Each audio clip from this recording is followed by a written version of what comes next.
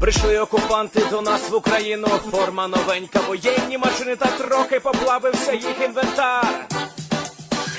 Байрактар, Байрактар. Російські танкісти сховались в кущі, щоб лаптем посьорбати довбані щі, та трохи у щах перегрівся навар. Байрактар, Байрактар.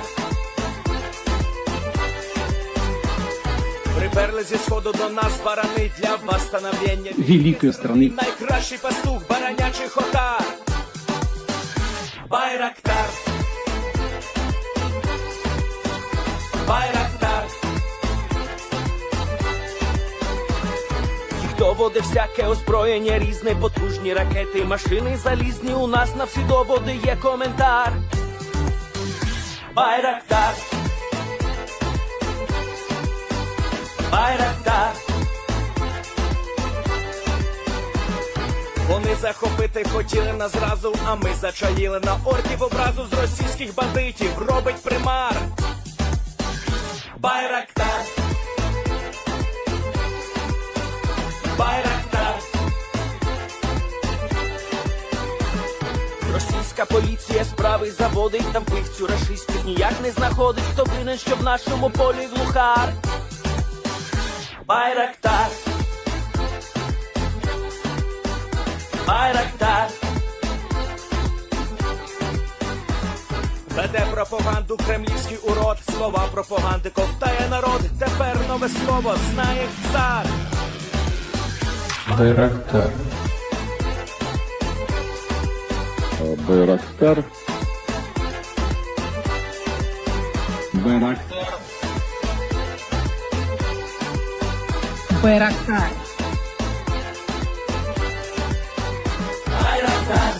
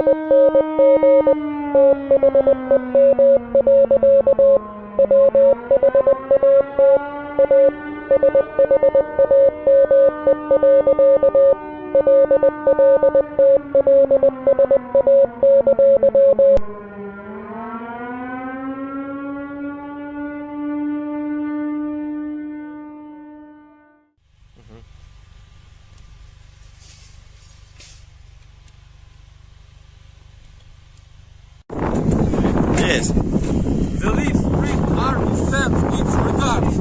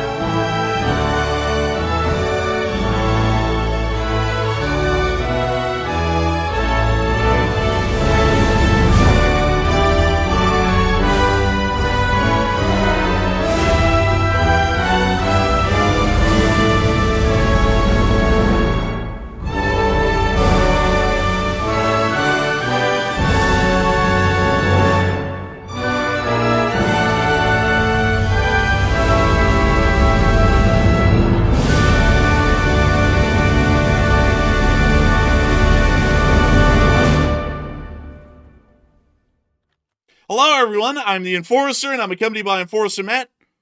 And good evening, folks. It's Enforcer Matt, and welcome back to day 1178 of the War News Stream. And today we have very big news coming out of Russia. The Russian companies are now warning of apocalyptic economic conditions as many companies lay off tons of workers right now. Also, the U.S. has deployed heavy forces to Diego Garcia once again in the Indian Ocean. And also, India is not done yet. They're preparing a brand new attack on Pakistan, according to the Indian Defense Minister. And we have massive news today, and it's good to see you all once again. And, of course, we're going to be covering the past 24 hours of news from around the world, as we have been able to hear that the Russian Federation has suffered significant blows overnight as one of the largest manufacturers of agricultural equipment in the Russian Federation has halted all production and has started to lay off the entirety of the company, as they are stating that near-apocalyptic economic conditions now prevail across the entirety of the Russian Federation. Meanwhile, we've also been able to hear that Ukrainian armed forces struck a significant munitions depot near to the area of Perevolny inside of the Crimean Peninsula, causing significant damage to the 126 Brigade's ammunition storages and also causing massive damage to the base right outside of the ammunition storage facility.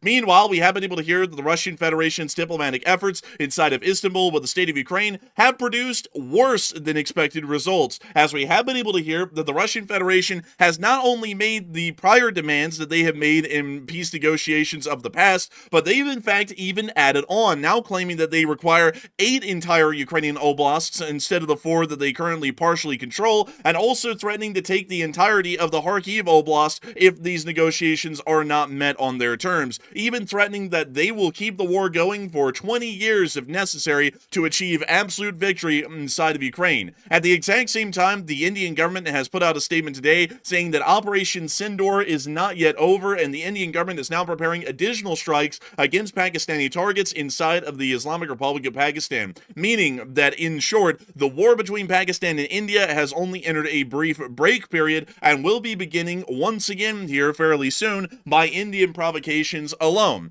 We have also been able to hear even more significant news that the Ukrainian armed forces have seen a mass surrender today of the Russian Federation near to the area of the Crimea forest, as about an entire squad of Russian forces did surrender over the course of the day.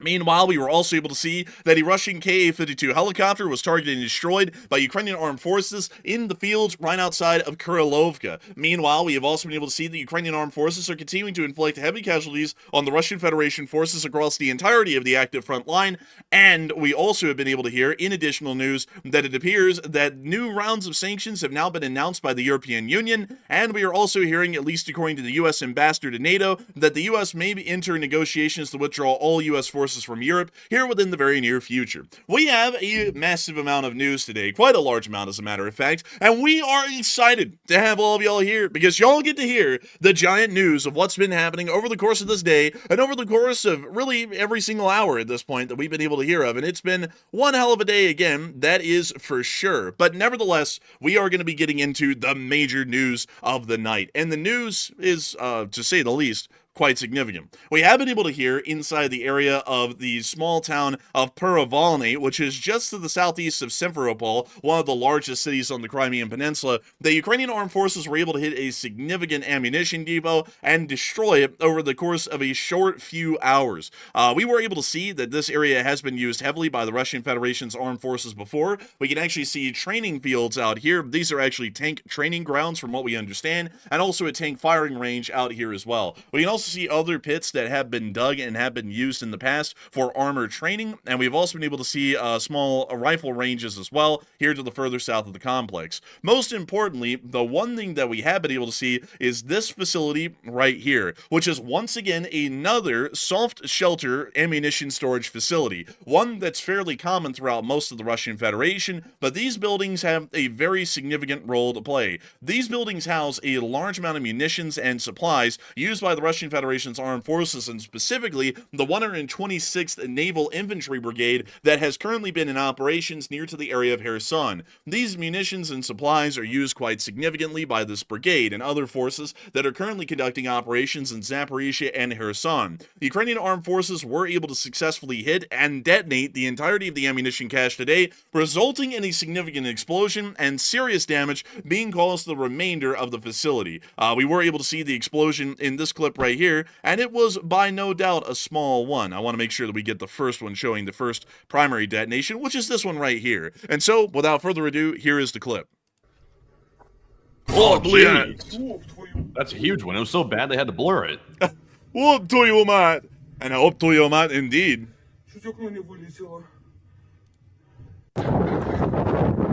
We see another cook off. Oh! This guy said, ah! Bro, this guy went, ah! Ah! It's like, bro,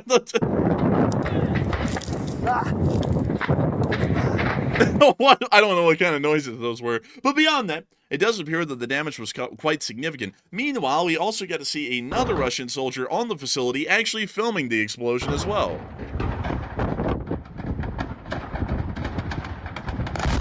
Oh, wow.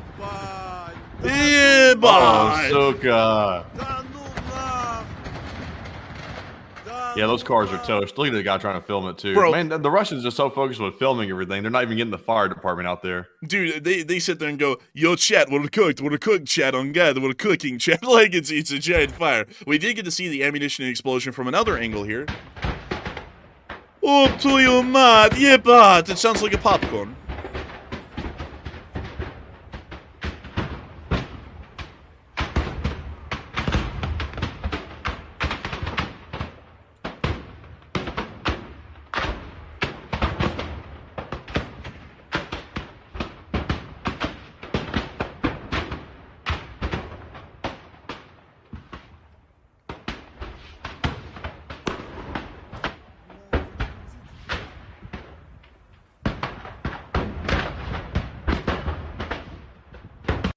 And then we have one more clip also showing the ammo dump on fire from another angle. This is from the barracks of the facility, which a lot of Russian soldiers appear to have been filming from. Бля, это пиздец. Да представь, сейчас стрел, патроны там во все стороны летят. Охуеешь. Иу-бу. Да ну нахуй. This guy's actually narrating the noises. He said, it's something like the pew, pew. It's like, bro, thank you for the narration. Пизда, бля, пацанчики. There's always that guy with like the 50 IQ in every squad. I think this might be the guy. This is the one whose village misses its idiot. But nevertheless, the explosion at Paravolne today was quite significant and does appear to have caused significant damage to the base. Also, by the way, if you were wondering, where were those green barracks that they were at right there? They're actually right here. And they are looking, once again, to just make sure that we get the references here to show y'all the point of view. We can see that they're on the western side of the facility, which means that they're up here somewhere, walking around right over this area, and then they're looking out towards the distance through the corridor of buildings right outside, meaning if you were to line that up exactly with what they're looking at, that means that they would be looking right at this large facility up here, once again confirming by geolocation of specific landmarks that this is the ammunition depot at this specific facility operated by the 126th Brigade. It does appear that the base has taken significant damage as a result of these explosions, along with the village which is right next door to it. From what we are understanding, the 126th Brigade's ammunition stowage may have been completely depleted in the resulting explosion from the Ukrainian attack, and we may see that the 126th Brigade is rotated off of the front line or has to source its munitions from elsewhere due to the critical loss of munitions and damages posed at their home base inside of Crimea.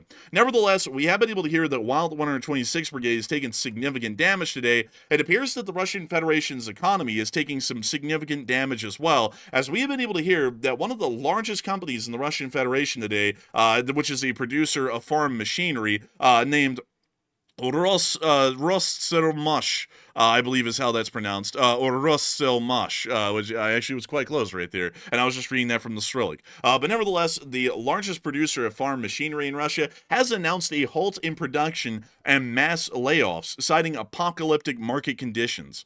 That is not good. That is actually quite bad. When a farm machinery company is going out of business like this, especially in this kind of a way, this is quite a bad thing, actually. This is far more serious than one would originally believe. Some people would think, oh, well, you know, it's just an agricultural company that produces farm machinery. That's not a big thing to hear that it's going out of business. Generally, it actually is. Anything that produces any kind of heavy machinery going out of business, not due to a lack of demand, but due to a lack of capital, is something that is quite serious and incredibly concerning, at least from an economic standpoint. To put this out there for y'all, and this is just a funny thing that I just got done reading a book on this, I actually was reading quite recently a book about the evolution of diesel locomotive companies here in America, companies like General Electric, Electromotive Diesel, and Alco. And one thing that's actually quite interesting is that this business, with what they have done today, they are actually mirroring the exact actions that were taken by Alco in its final years of operations before they completely, pretty much dissolved entirely. They first announced a halt in production, conducted mass layoffs, and then they got absorbed in a merger by another company, and then through the result of that merger, all of their specific divisions were divested or pretty much sold off, and then the company ceased to exist except for on paper. This is exactly what this company appears to be doing at this moment. Not showing that it's trying to survive, it actually shows that they're most likely liquidating to completely dissolve the company.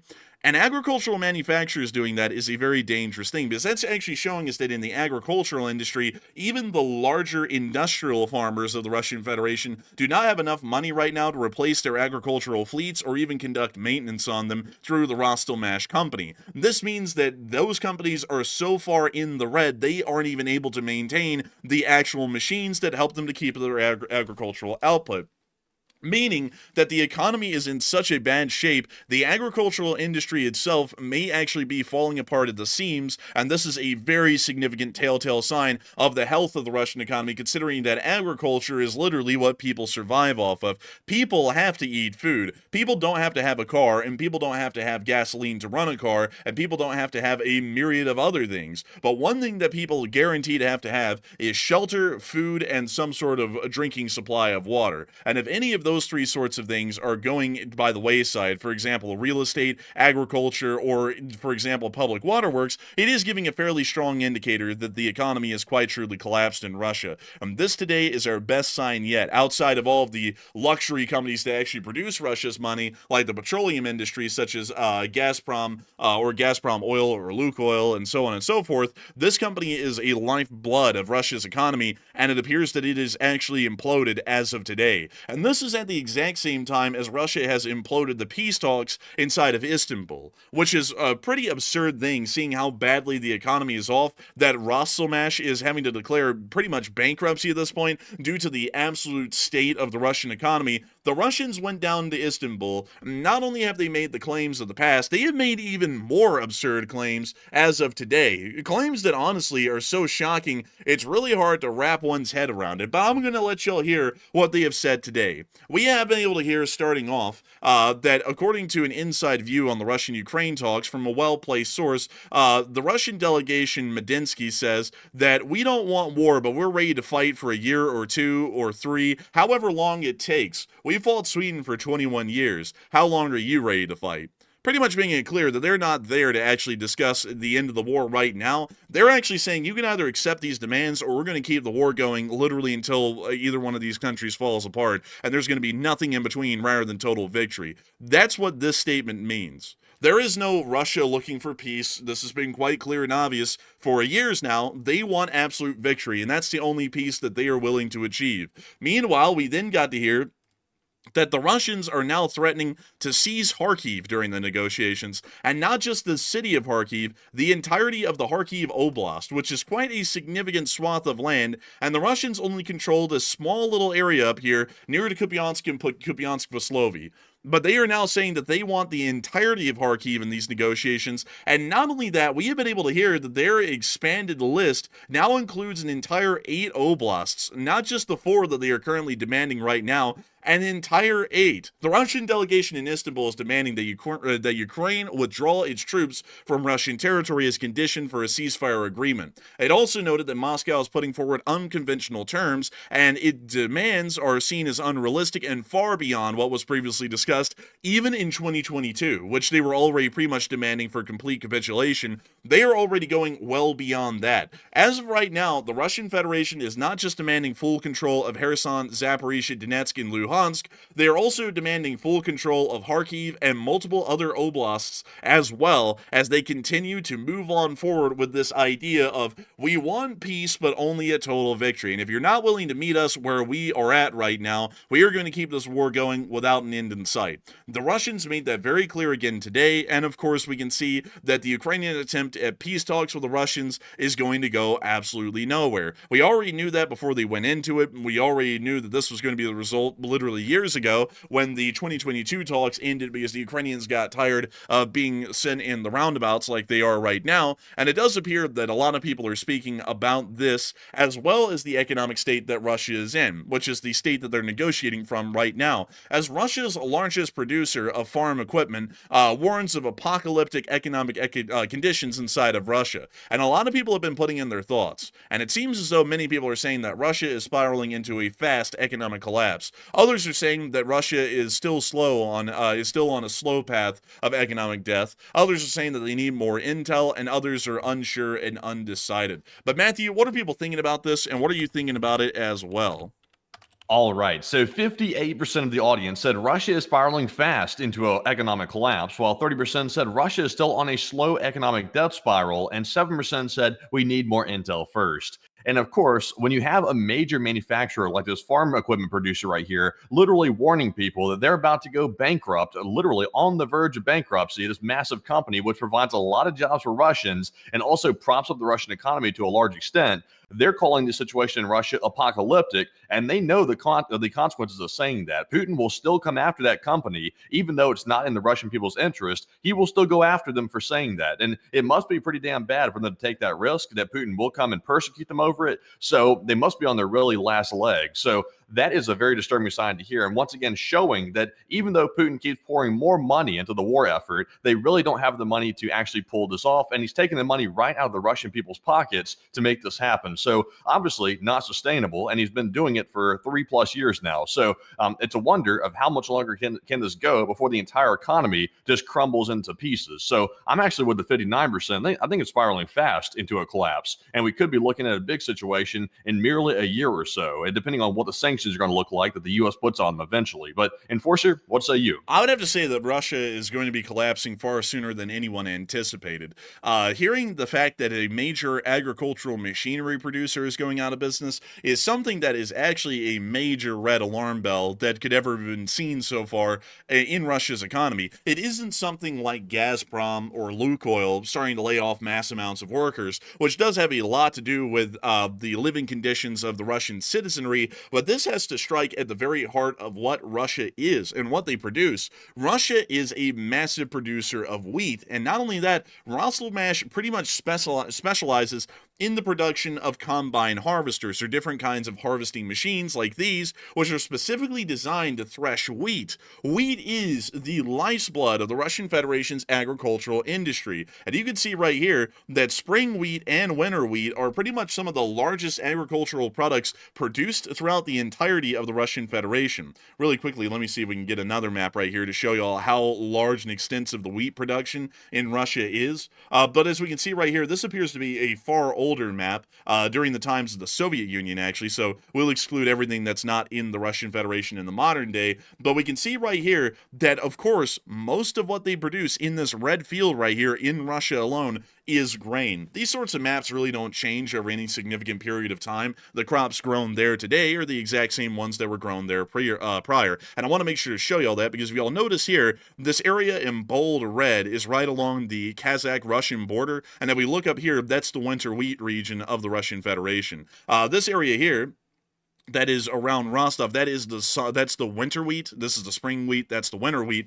And it does appear that there is really no other crops grown in Russia of any significant kind, vegetables, fruits, and so on, that would exist in the modern day Russian Federation at this point, making it quite clear that Rostelmash is specialized their company to create farm machinery for the only crops that Russia actually cultivates, which is largely just spring and winter wheat. And the fact that they are not even able to turn profits at this point, to the point that they have halted production and laid off about half of the company effective immediately today, is telling us that the Russian agricultural industry as a larger picture is collapsed at this point and is hardly hanging on by a thread. This company largely exists, much like John Deere or any other U.S. Agricultural products manufacturer, on the demand of the agricultural companies and their output. When these agricultural companies are making a profit, they are able to ensure that they keep their agricultural machinery provided by Rostelmash well maintained, running, and they also buy replacement parts, and new vehicles at a pretty steady rate, making sure to keep this company in business. And especially whenever there's a new agricultural product or new agricultural concern that pops up, this company gets a brand new contract order for even more harvesters. The fact that they have completely halted production is showing that nobody in the Russian agricultural sector, at least throughout most of the war, has hardly bought any of these at all. Just to give you all a little bit of an idea, based off of the history of, really quickly, I'll actually show you all this, because this is a American company that went about the same way, the American Locomotive Company, also called Alco. Alco was also a significant manufacturer of steam engines throughout most of its latter history, but during the very end point of its history, it actually became the manufacturer of diesel engines. It was not able to really keep up with the times compared to General Electric and EMD here in the United States, and it also saw that over the years, its market share started to decrease significantly, and this means that the amount of purchase orders and maintenance orders that were being made of Alco were decreasing to a point that the company was producing practically no diesels each and every year, which is the situation that Rostelmash will be seeing right now. They are seeing a situation where their purchase orders have fallen down probably into the single digits at this point, or may have not even existed over the course of the last 6 months. With that in mind, it makes no sense for this company to continue to keep all of these assembly assembly line staff employed in working because there is nothing to produce. There's no companies that are putting in purchase orders, and much less there may be none of them maintaining their vehicles or getting replacement parts for them either. If these companies are that bad in the gutter as far as the money side is going from the actual farmers themselves, they may not even be able to afford repairs on their vehicles, and they may just be sidelining them or storing them inside of their sheds until economic conditions improve, or they might just go under before they improve. And that once again means that Rostselmash, even in the maintenance department, is not getting any kind of revenue or income, much like Alco did in its final years. Meaning that right now at this moment today, it's most likely in the process of merging and then liquidating beyond this point.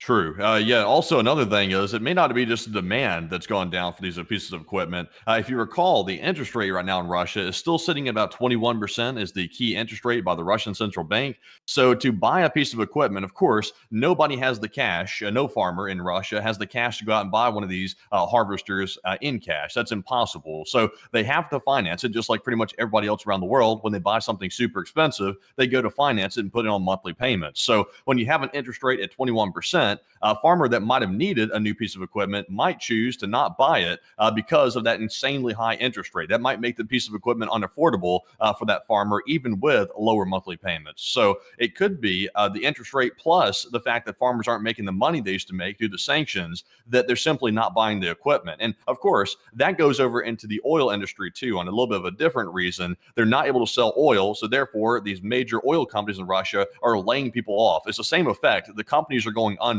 That's the bottom line, is you have now the farm industry going under, you have the oil industry going under, and virtually everything else, everything retail-wise in Russia is struggling because of the sanctions and also the low purchasing power of the Russian people. So it's a tough situation in Russia. And if more sanctions get slapped on the Russian Federation by the United States, and also Germany is going to slap theirs on them very shortly, that could really, really finish them off, and it could be devastating.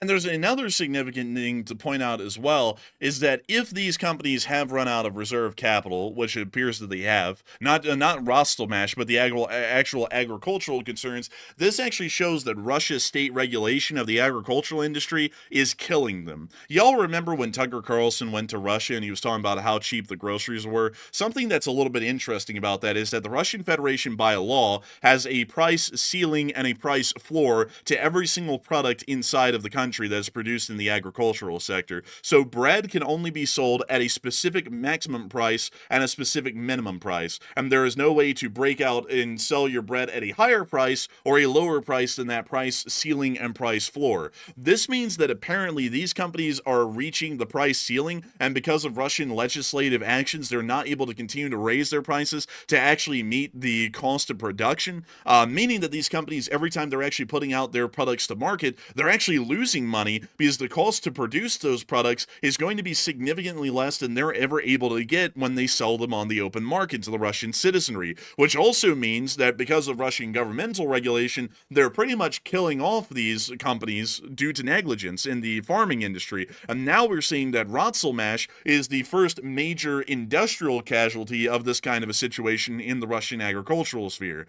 So it does appear at this point, without a shadow of doubt, the Russians are going to be on life support. Once the agricultural industry started to collapse like this, there is really no saving a country. Once food shortages start to become a significant issue, food riots will start to happen. There will be mass civil unrest, because if people are starving to death in the streets, there is never going to be any kind of political stability in a country like that. So we will most likely see that either Putin has to start making sure that he has the complete, absolute loyalty of the military to put down any uprisings, or if he's not able to ensure that and the military is also turning against him, this can actually lead to such a major upheaval that the Russian Federation's government would eventually collapse. These kinds of food riots, or what we would call hunger riots or economic riots like these, actually were some of the main reasons why the Soviet Union started to collapse from 1989 to 1981. Very similar reasons. And many other countries countries in the past have also gone the way of the dodo for those very same reasons of the collapse of the agricultural industries. But with that, I hope. Also another thing as well that I just thought about, I believe the way the business model works is most manufacturers of equipment, like farm equipment and even construction equipment, they partially and not partially, more like half and half, rely on the service part of their business, like servicing the equipment they sell in order to stay in business. That's why companies like John Deere make a big deal about being able to repair their own equipment, as in the company repairs it, not the people necessarily. They want you to bring it back to John Deere so they can make money on the back end and repair your pieces of equipment. That's been a big point of contention in the United States. But I would imagine with the Russian farmers being much poorer than American and Western farmers, so they're probably very heavily reliant upon the farmers fixing their own equipment versus the farmer bringing it back to the company, Rostelmash, to actually fix the equipment. So they're probably making no money on the back end, and now they're making no money on the front end too. So that's just a recipe for a financial disaster for that company. It actually that is the case with Rostelmash and all major manufacturers like that, is that they usually do have some form of a right to repair. GE, General Electric in the United States, actually has the right to repair on all locomotives they sell in the United States, meaning that a specialized General Electric, let me see here, what are they called? I think it's a tech specialist, has to be at a locomotive shop for anyone to work on a GE locomotive. Pretty much meaning that they're able to get kickbacks on selling that initial industrial machine to you, because they're able to make sure that they're making profits on its repairs and upkeep in perpetuity until that vehicle is completely retired. Same thing with Rostelmash. And considering that there are not a lot of poorer Russian farmers in the Russian Federation, and much like many other countries around the world, agriculture is a very corporatized sort of a sphere where corporations in Russia run mega farms and are able to subsidize these costs on an economy of scale. This means that those kinds of companies are not able to even most likely maintain or upkeep their vehicles, because if they were, then the revenue loss would not be significant enough to lead to Rostelmash completely stopping all production and laying off half of the staff today. But the fact that they did is showing us that it is truly the worst off it could ever be. I mean, this is so bad. Most of these agricultural companies, the major corporations that are running these farms in Russia, may also be collapsing and laying off workforces here in the future, meaning that food production will decrease rapidly. Food prices will start to soar, of course, outside of the price ceiling. The reality of the actual cost of producing this food will soar, and this means that there will be nothing but critical food shortages throughout the entirety of the Russian Federation. Nevertheless, though, we do understand that Russia delegates threatened Ukrainian negotiators in Istanbul today to seize more regions of Ukraine, not just the current 4 oblasts that the Russians already demand in their entirety. They're now expanding it into Kharkiv and multiple other oblasts as well. And a lot of people have been putting in their thoughts on this one. Of course, this isn't really anything shocking. Actually, I would have to take that back. This actually is fairly shocking, at least for today, because we already knew that the Russians' demands were not going to be anything that we would accept, but they have now not only taken those demands, they have added on to them even farther. And it does appear that many people are getting the idea, as we already have known, that Russia is truly dedicated to this war till its bitter end. And some others are saying that the Russians are just befuffing the Ukrainians. Some are saying that it's being overblown by reports, and some are unsure and undecided. But Matthew, what are people thinking? Are they thinking that the Russians are dedicated to this war, or do they think they're befuffing? And what are you thinking as well? So it looks like the vast majority of the audience, 73%, said Russia is actually dedicated to the war, and they're not just bluffing by saying they're going to take more regions and keep the war going for 2 more decades. 19% said that Russia is just bluffing the Ukrainians, and 3% said it's being overblown by the reports. And really, what happened at the peace talks today in Istanbul is proof of what Zelensky was saying. It was way too premature to go into peace talks. Russia was not willing to really sit down and have proper peace talks, because when a country goes to a negotiating table to discuss the end of a war, if one side is sitting down and saying, okay, like, we're willing to hear you out, let's hear what you got to say, that's the Ukrainian side. And then the Russians come in and sit down and say, we're going to keep the war going for 20 more years if you don't back down and surrender.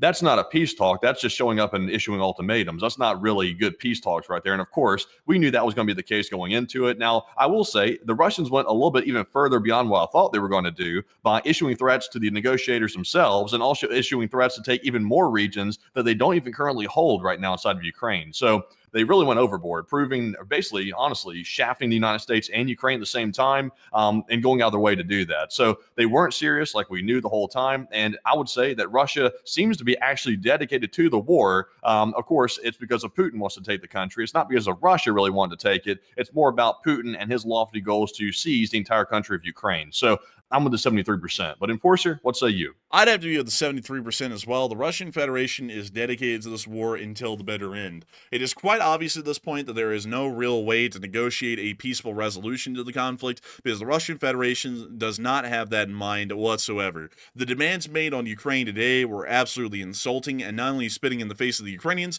but spitting in the face of the United States and turning us once again into a joke because of how we are pretty much pansying around the Russians at this point and not treating them like the belligerent country that they are, that is pretty much absolutely rogue at this point. I'm not really operating with any kind of reason whatsoever. With that in mind, I'd have to say that it's quite clear at this point that the negotiations were conducted far too early and that the war in Ukraine has to go on because there's no other way to resolve it rather than completely giving up and capitulating to the Russian Federation, which will be entirely unacceptable for the state of Ukraine and entirely unacceptable for American and Western interests inside of Eastern Europe at this moment. And so with that, I hope that does address that fairly well. And I also saw someone say something. This is actually something I have to disprove here, which is not true. Someone said that all U.S. crop production is outsourced from the United States in the chat, which is not true. The United States largely produces most, if not all, of its agricultural produce because of our food laws, and also a lot of other countries' food laws don't really align with ours. We do produce a wide variety of different kinds of crops. Let me see here if I can actually show you all this on a decent map, because a lot of them kind of just conglomerate the data and then show it in this weird way. But this is a fairly alright map. Up here in this light green, this I believe is actually the winter wheat. The dark green area is spring wheat. The areas down here in the purplish colors are different kinds of rice. We can also see fruits and vegetables grown in California and in Oregon and Washington. Generally, most agricultural products, including fruits and vegetables, are produced here inside of the United States. It's a bit of a selling point and a point of pride for the United States on a strategic level as well as just a national pride level that most food products that you do consume in America are largely produced in the United States, save for some exceptions like chocolates, which, of course, are from the cacao bean, which come generally from South America or Africa. And also there are bananas as well, which is a significant food import, which we purchase from Central and South American countries. But nevertheless, most of our food is produced and actually bought and sold within the borders of the United States entirely. But beyond that, I wanted to address that fairly quickly because I saw someone say that in the chat, and I didn't want to leave that one unchallenged because that would make you think that America has outsourced our food production, which is not true. That has not ever really happened at a single point in history. But nevertheless, moving on from that, also someone said sugar. Sugar is actually manufactured in the United States, but in limited numbers in southern Florida, and also within southern Alabama as well, near to the Gulf of Mexico. The thing that's interesting about that is that we actually use a high amount of high fructose corn syrup in the United States because we have had a long-standing significant tariff on imports of sugar to the United States. I believe the tariff has always sat around 50%, which has made it completely economically unviable to produce sugary products with actual sugar in the United States because we don't produce enough sugar domestically, but we also tariff all of the exports. That's why the United States leaned into high fructose corn syrup, because the United States is the world's largest producer of corn, and for that reason, it's a very easy kind of a sugar substitute that we were able to use in the United States. We also use beet sugar as well to a lesser degree, but corn syrup, high fructose corn syrup, is the primary sweetener in the United States because of our massive manufacturing or production of corn. But with that, I hope that addresses that well. Agriculture is a very important and critical part of really any nation, a fairly important thing to actually know about. And also, we are one of the largest cattle countries in the world as well. A lot of our land in the United States is actually dedicated to cattle grazing and ranching, which is also a very interesting thing as well. But anyways, with that, it is time for us to move on from that quick little talk about the Russian Federation and the U.S. agriculturally and how all that works. But moving on from that, and on out into the rest of the world at large, after we saw that the negotiations in Istanbul ended just about the way we thought they would, we have been able to hear that the European Union has announced a new wave of sanctions against the Russian Federation effective immediately today, which we were able to hear right here. Finally, he offered a meeting directly between Ukraine and Russia in Turkey, but President Zelensky was ready to meet, President Putin never showed up. And this shows the true belief of President Putin. He does not want peace. So we have to increase the pressure. And this is why we're working on a new package of sanctions. This package will include, for example, sanctions on Nord Stream 1 and Nord Stream 2. It will include working on listing more vessels of the Russian shadow fleet and also lowering the oil price cap.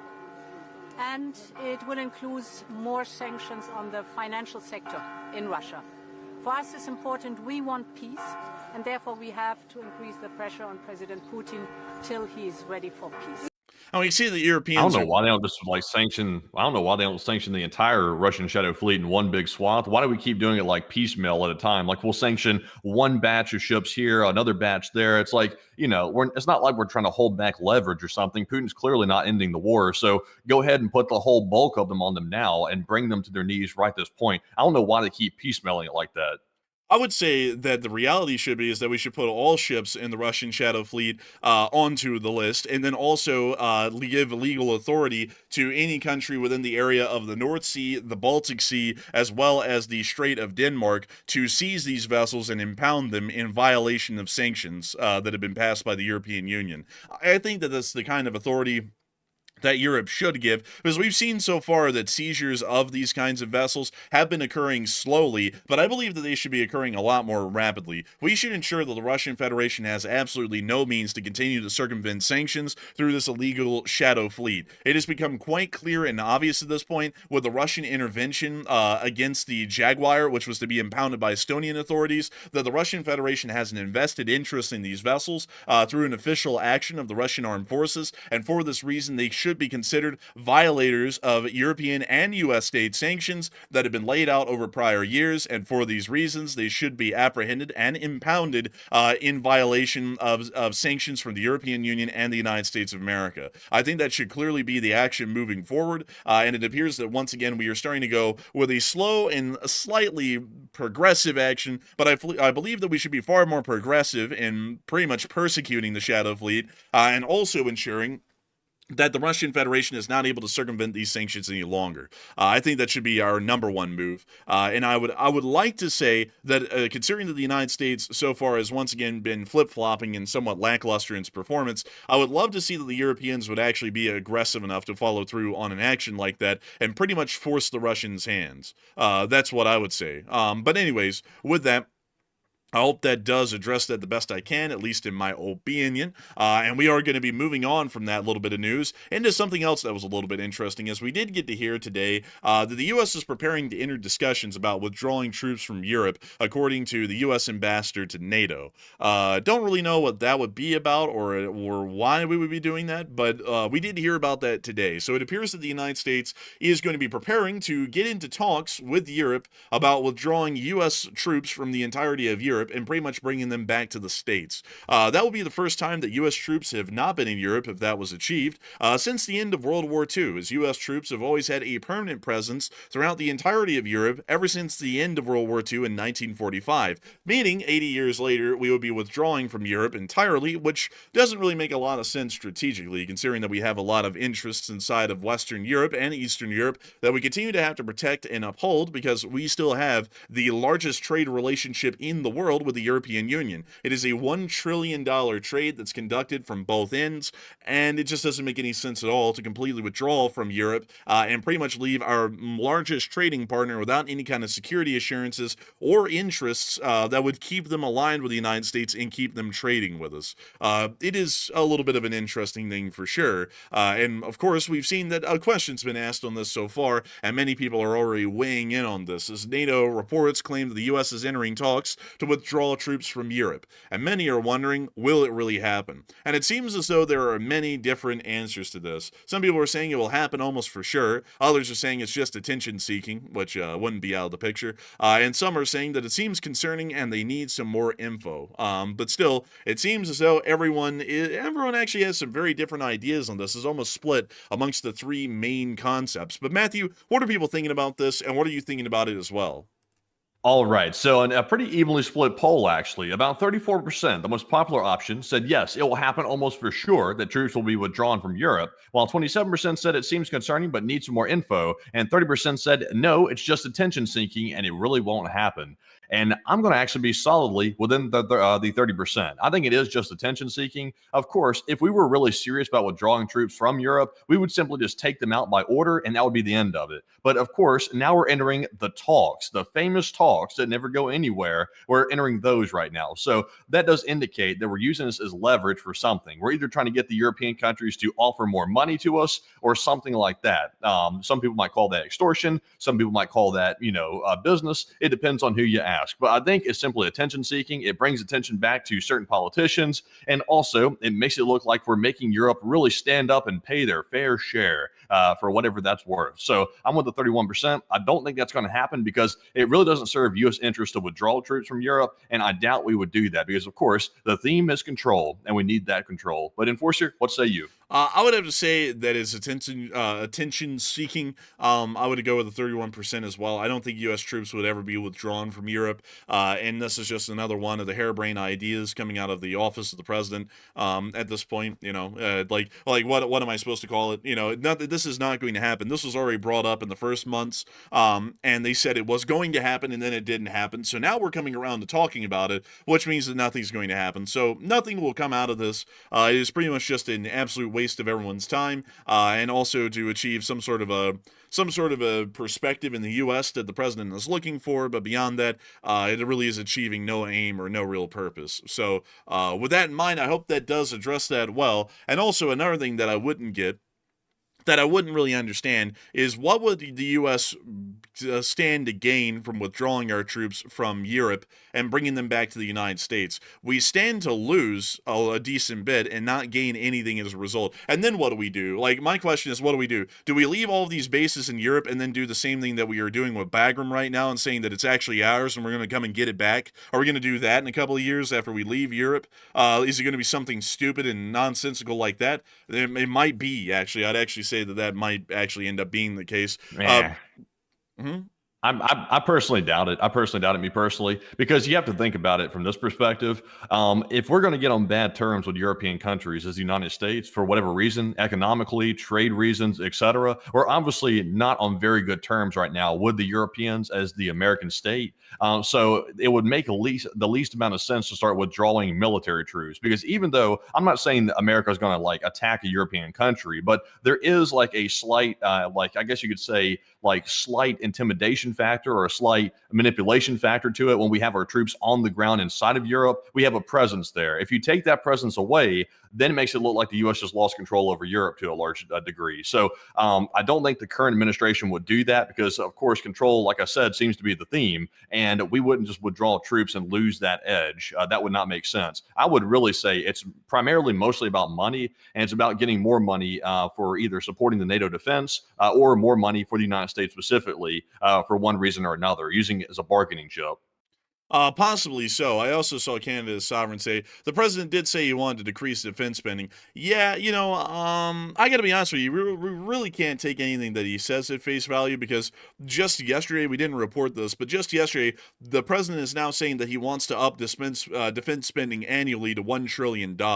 So I don't really know what the hell he's doing because he'll say one thing and then literally do the other. He said he wanted to cut defense spending in half over the next 5 years. And now yesterday, he's saying that he wants to up the defense spending to $1 trillion. So I don't really know what he's doing. I guess attention seeking, I don't know.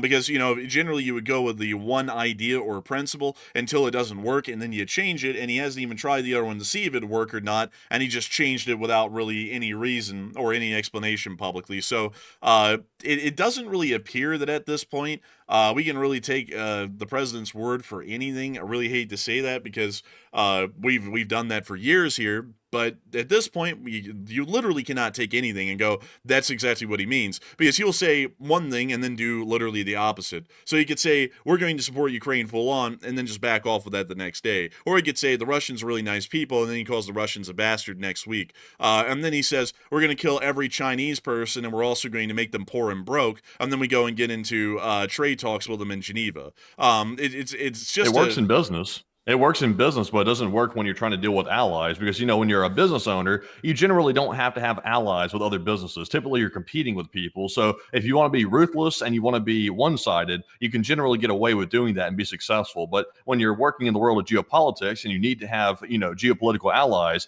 you can't treat it like you're running a business, because then if you do that, you're going to alienate your people, your other allies, because you're going to view them as competition, which they're not. They're supposed to be allies in the geopolitical realm. So that's where the disconnect always comes in. It's a strategy from a whole different realm of like living, which is the business industry versus the politics industry. It just doesn't mesh. Yeah, it doesn't really mesh too well, when moving one concept to the political world from the business world. And I also see some people saying some things like, he's the president, he can do whatever you want. Well, not really. There's things you don't do just because it doesn't make sense. Like, for example, you might be the dad of your family, but that doesn't mean that you treat your kids like shit growing up because you're the dad and you can. That would be considered just being a bad parent. Like, you can do that, but that's not the right thing to do. Sending everyone in the limbo in the world, not just us, but every single world leader going, what the hell's going on? That's one that you can't really do that, because you send the whole world into chaos, and then the impression is, well, the U.S. is unpredictable at this point and unreliable, so we need to start setting things up to where they're not involved. That's the kind of message you start to send. And that's why, yeah, you can do that. He's the president, you can do whatever he wants, at least in that regard. But should you do it? Not really. That's kind of the run of the mill kind of an answer there. You don't really have to be a rocket scientist to know that one. But with that, I hope that does address that somewhat well, at least the best I can. And 1 second, folks. Really quickly, I'm seeing a series of numbers here that are showing up in the chat, and hopefully Matthew can moderate that a little bit better, because I've seen them about 5 times. But we're not going to be going down that route. That's not supported at all here on this channel whatsoever. So with that, we're going to be moving on from that and on into the remainder of our news for the night, where we have been able to hear inside of the Middle East, specifically in the Gaza Strip, near to the area of Jabalia, or as I call it, Jambalaya, because it almost sounds just like it. We were able to see the Israelis are conducting airstrikes within the area.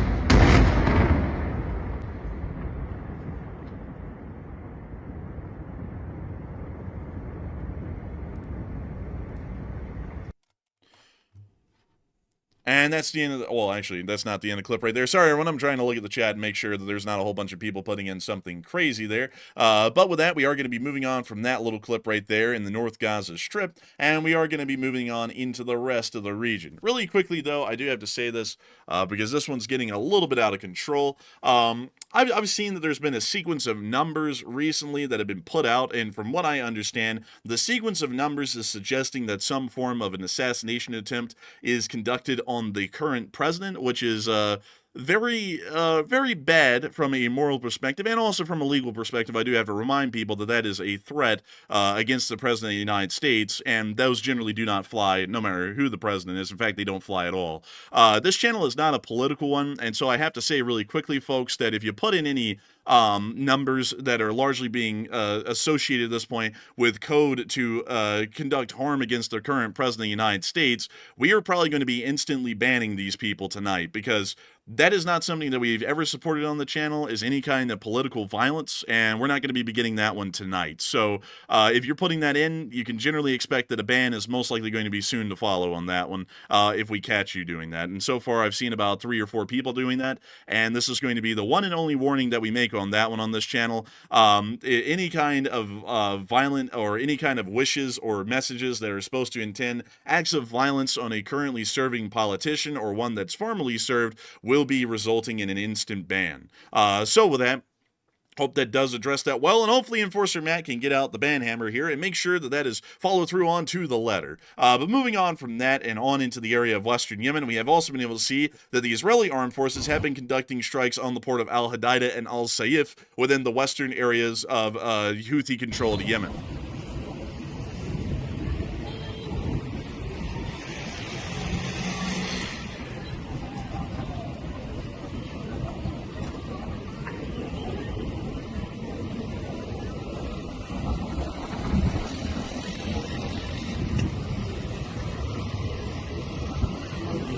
You see the airstrike in the distance there.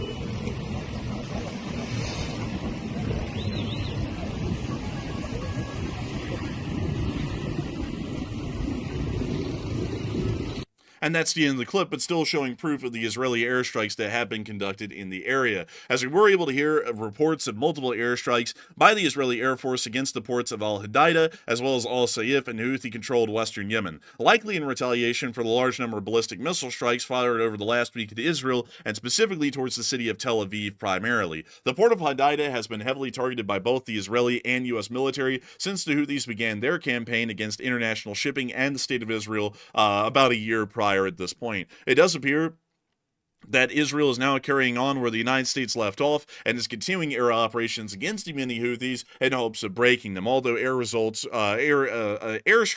are largely producing less than clear results at this point from both the U.S. and Israel in that specific area. But moving on from that and on into the area of Diego Garcia, we also got to hear that a significant number of aircraft are now moving into the airbase at Diego Garcia, as 4 F-15 fighters have been sent to Diego Garcia, along with 4 B-52H bombers, 5 KC-135 tankers, and a C-17 cargo plane, and a white-colored airliner with orange nacelles. Don't know what that one is, but most likely an SAS Airlines personnel transport flight, and it is also viewable at the base by satellite footage. We are also hearing outside of that as well, moving on into India and Pakistan, that the Indian government has now stated that Operation Sindoor is not over. This was just a trailer, making it sound like it's a movie. Operation Sindoor was the military operation Operation India named their conflict within Pakistan. What is this? I'm actually having a stroke reading this one. Operation Sindoor was the military operation India named their conflict with Pakistan. I don't know what that means, but anyways, nevertheless, it does appear that the Indian government is now stating that the Indians will be conducting more airstrikes against the Islamic Republic of Pakistan here within the near future. Operation Sindoor already concluded and then was ended by a 4-hour ceasefire, which was then broken by the Pakistanis, and we've seen that a small amount of fighting continued on for a while, although the fighting has dropped off as of yesterday and today. We are understanding that the ceasefire is only going to last till the 18th of May, meaning about a day and a half from now, and then we'll be hearing that the fighting will most likely resume again, as the Indian government is making it quite clear that they are going to be conducting even farther airstrikes against the Islamic Republic of Pakistan and continuing to try and push forward their wartime objectives against Pakistan, which are still unclear at this moment. But it does appear that there is going to be a major conflict that is going to be going on within the area, and India's defense minister says Operation Sindoor is not over, it was just a trailer. And a lot of people are wondering, what's up with this? And some people are believing that India is going to restart attacks against Pakistan, as they did signal through the entirety of the armed conflict that nothing was over, and they're still signaling that now, that more strikes will be coming here in the future. Others are saying that it's ominous and they need some more info. And some are also saying it's big talk and nothing is going to be coming around the corner at all. But still, a lot of people have been putting in their opinions on this in the moment. And Matthew, what are people thinking, and what are you thinking about this as well? All right, so it looks like the people in the chat are saying about 75% are saying that India is about to restart attacks on Pakistan, while 11% said it seems ominous but needs some more information about it first, and another 11% said it's just big talk and nothing is coming soon. So to me, it does sound like once the ceasefire is up, or even before the ceasefire is officially over, that India is going to get right back to taking care of the Pakistanis once again, and it's probably going to result in the loss of more Indian fighter jets, to be perfectly honest, because they lost a ton of them last time. And I would say that the Indians sound like they're more than happy to get right back to work, which is, of course, a pretty stupid thing to start announcing, because why would the country want to go to war with Pakistan, considering they just lost so many jets? Seems like they'd be trying to calm things down, but it seems like they're more happy to go to war than ever. So whatever the case is, they're about to go back to it, in my opinion. But Enforcer, what say you? I would have to say that, in my opinion, it does sound like India is going to be restarting the attack soon. If we were to go off of the trustworthiness of India's statements that they were going to conduct actions against Pakistan priorly, that means they will most likely be conducting more airstrikes against Pakistan, as they're making their intentions clear, much like they did the last time, that they are going to be conducting more strikes against Pakistan and pretty much restarting the conflict with Pakistan and India. So at this point, I would have to say that the Indians are most likely going to be restarting the attacks here fairly soon, because that seems to make the most sense, at least at this moment. Once again, I'm going to circle back on this one because I've seen a little bit of pushback on this in the chat, so I'm going to make sure to just knock this one out, because I hate to tell y'all folks, but this one is not open for discussion. So far, I have heard about the former FBI director, James Comey, putting out a statement on Twitter, which had a sequences of numbers in it that apparently was code for attempting an assassination against the current president of the United States, because generally the number 86 is used in terminology for some sort of an attempt of assassination or to just take something largely out of stock or out of service, so on and so forth, and then put the number 47 behind it. If we see that in the chat tonight, that's getting an instant ban.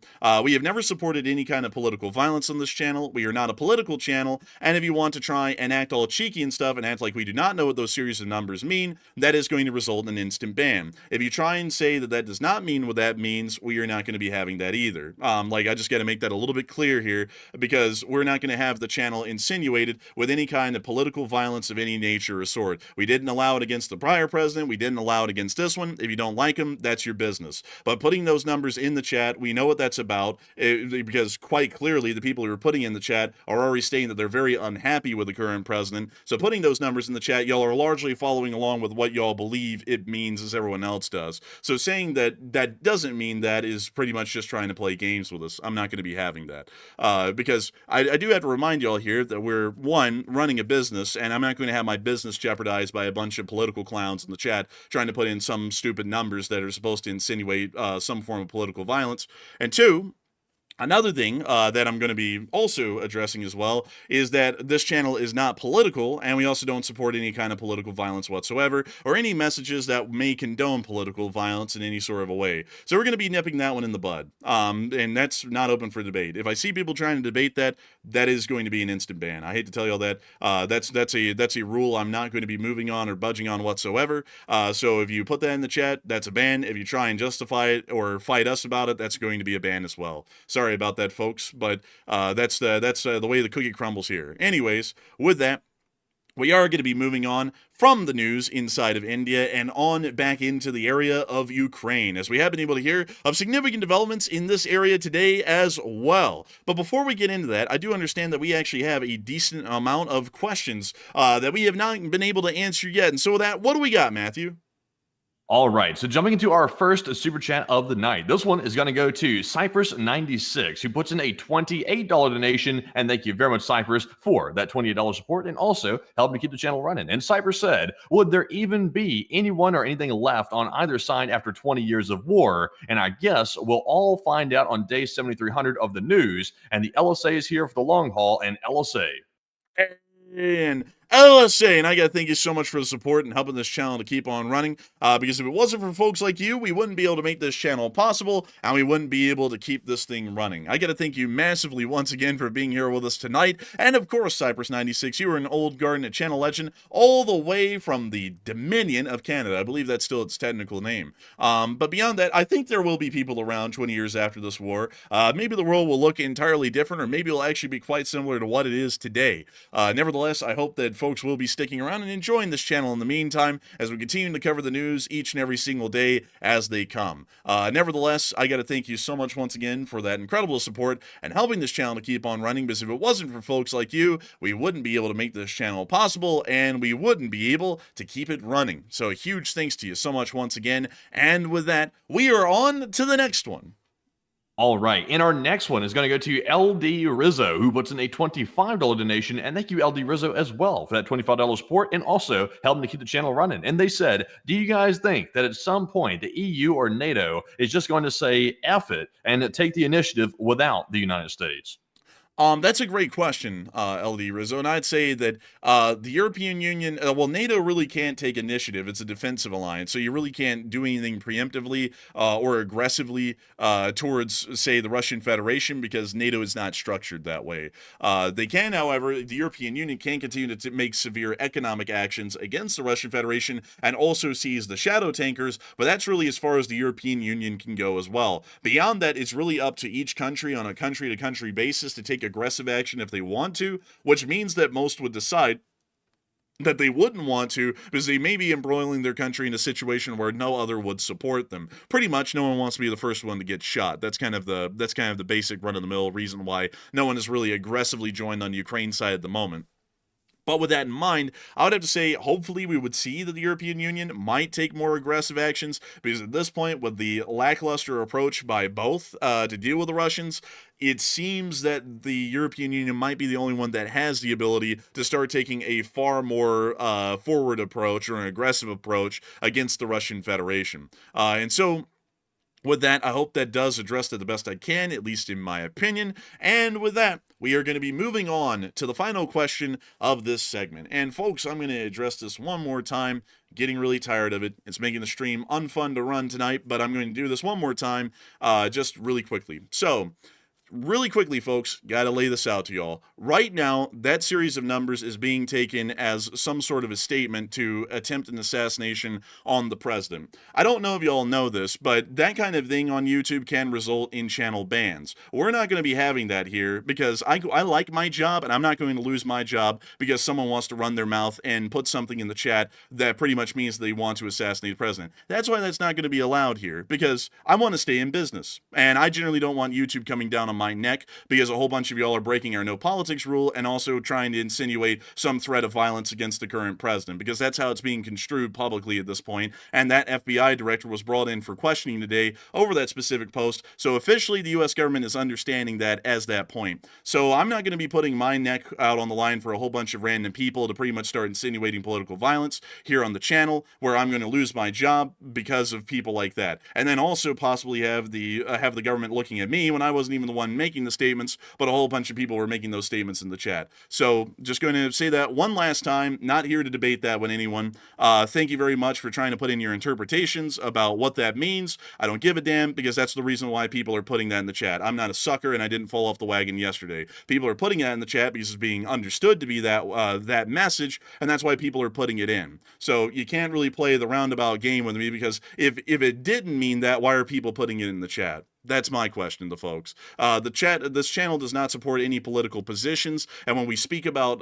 actions being taken by the United States, we say if they're good or not, whether they're in American interest or not, but that does not mean that we are a Democrat or a Republican or we support violence against either party. That's not ever how the channel's worked. It's not how it's going to work. If you enjoy the channel and you like it, thank you very much. Hit the like button, subscribe, and super chat the channel if you want to. But if you want to act like you're going to come into this channel and make it a soapbox for political violence and rhetoric like that, and possibly put our jobs on the line and act like we're supposed to stand by and let you do that, that's not going to be happening here. So with that, hope that does address that the best I can. That's the last time I'm addressing it. Beyond that, there's going to be, like, I hate to say it, we're not negotiating on that whatsoever.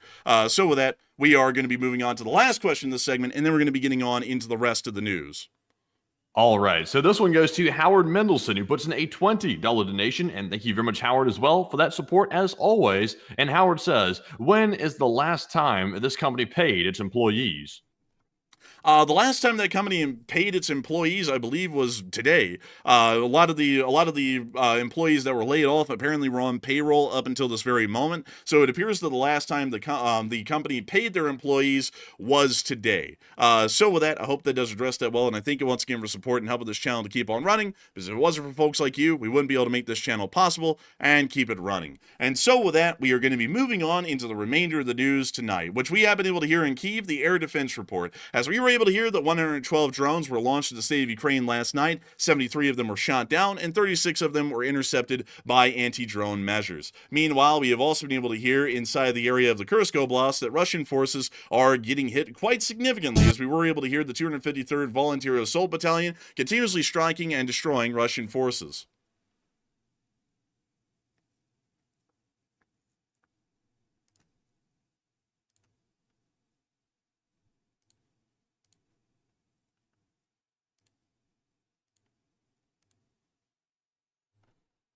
And we see them continuing to strike the Russian forces here.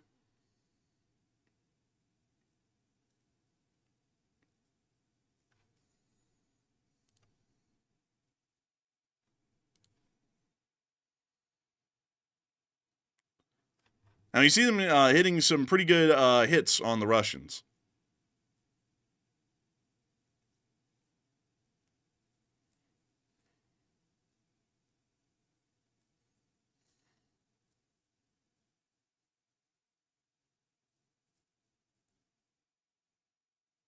Anyways, that's the end of the clip right there, and good to see. Moving on from that and into the next clip, we also got to see a Ka-52 being hunted down by a Ukrainian FPV drone here in this clip. And from what we know, this is one of the first drone-confirmed kills of a Ka-52 in the entirety of the war.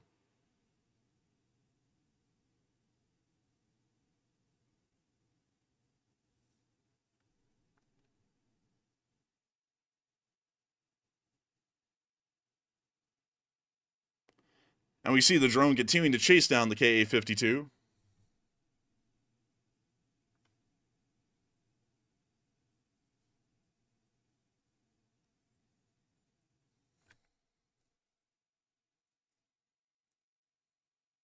And we can actually see it hitting the Russian helicopter towards its tail section in this clip right here.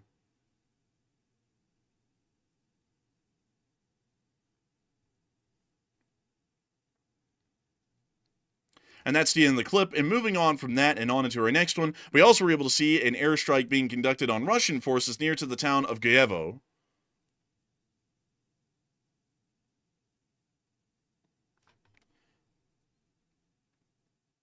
And we can see here the Russians moving around the complex, and soon the Ukrainian airstrike is about to come in. And the boom, Jaga Jaga hit it dead on the nail, blasting it into pieces. Very nice to see.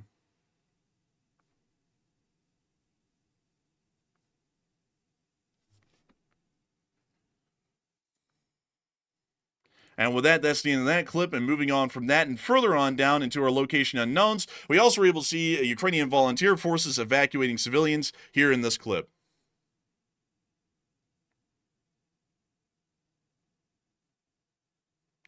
And we see them here driving on along. We now see them getting out and evacuating the civilians. This is actually incredibly close to an active front line, although the location is unknown. These volunteers are under intense pressure because shelling is actually occurring just outside of the village.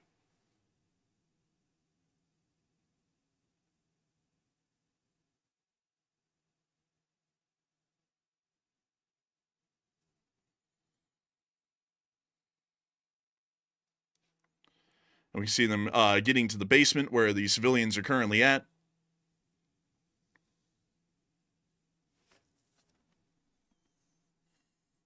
And we see them helping to get their bags out and preparing to get them to the van.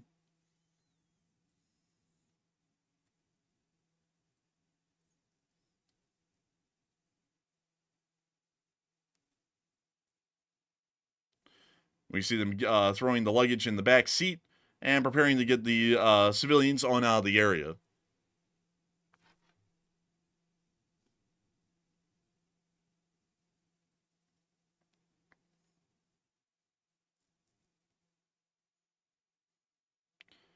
We can see the civilian has more stuff that they're trying to get out.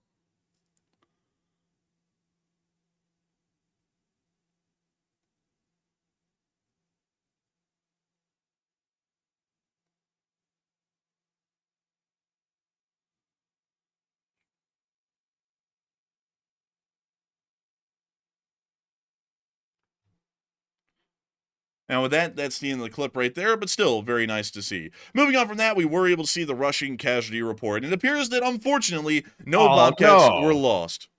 No Bobcats tonight. That's okay, though, as we had, like, what, 8 or 7 or something yesterday? It was up, like, pretty high yesterday, honestly. It's like they hit the dealership. But today, no dealership. It looks like they're fresh out, kind of like the Russian tractor company. But tell us more. And of course, Miss DC Keeper of the Records was able to say that 166 supply trucks destroyed is the 13th highest, tied with March 22nd of 2025. And tanks are back up to the double digits, which is fairly impressive considering that tanks are a rarity these days, considered a delicacy along most of the front lines. Nevertheless, we were able to hear that the Russian casualty reports on May 16th were as follows. 1,110 Russian soldiers were wounded and killed over the past 24 hours, along with 32 APCs, 166 supply trucks, 13 main battle tanks, 36 artillery pieces, 123 drones, 1 MLRS, and 1 anti-aircraft warfare system. It does appear that today's losses were quite significant and are once again showing us that the Ukrainian armed forces are holding the Russians at bay. Meanwhile, near to the area of Veluki, we were able to see that more Ukrainian FPV drone attacks were being conducted throughout the area. And we can see the drone flying over Veluki right there, and it appears that it's about to be hitting a Russian vehicle down the street. Everyone's out trying to take a gander at this one.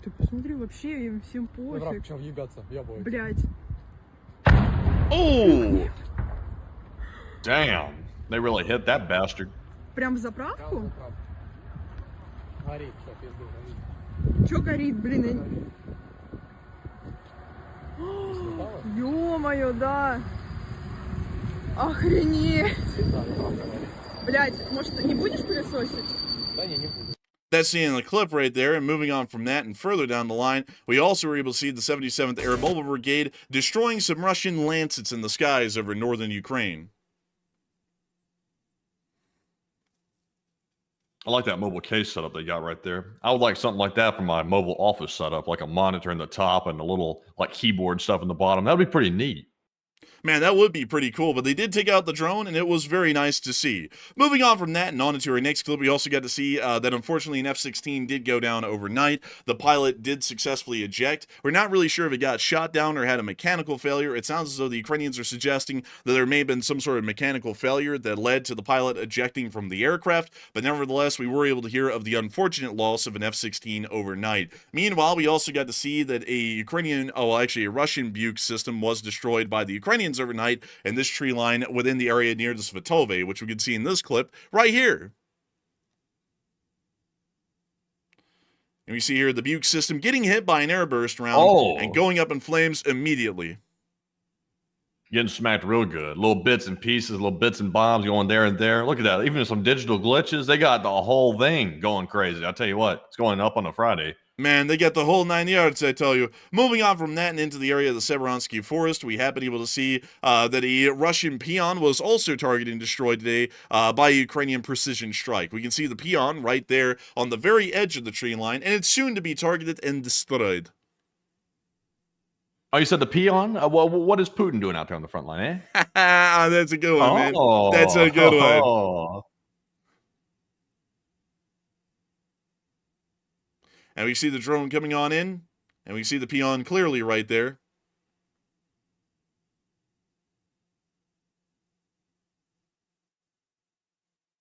And the boom, Jagga Jagga. Very nice to see. They get it. Moving on from that and on into the next clip, we also got to see the mass capture of Russian soldiers in the area today by the 63rd Mechanized Brigade, which is also currently fighting in the area of the Severonsky Forest.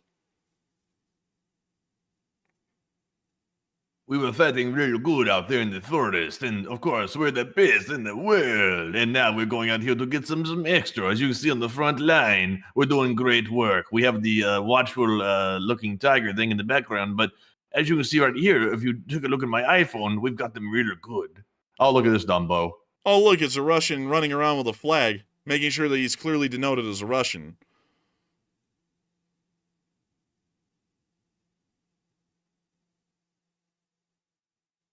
We weren't sure where he was, but when he started running with the flag like he was at a homecoming, we found him real quick. And they are getting him now, one after the other. Oh, look at that, like a cartoonish walking. That didn't end well. No, it did not end well. Hunchback of Notre Dame, more like a hunchback of a million pieces. Oh, goodness gracious. You see another clip here. And holy moly, thank you, Holy Kiwi, for that smokes! massive 100 New Zealand. That's a huge support right there. Thank you.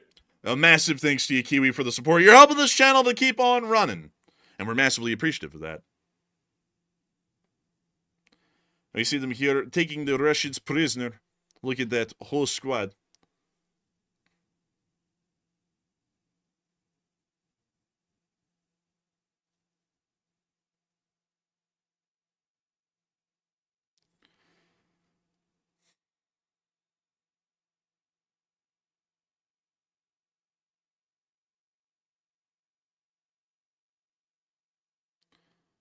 You know who this guy looks like? This looks like the wartime version of Dennis Davidoff. Yeah, it kind of does, yeah. And we see them here holding up the flags as they were able to take the area and also take the Russians prisoner as well.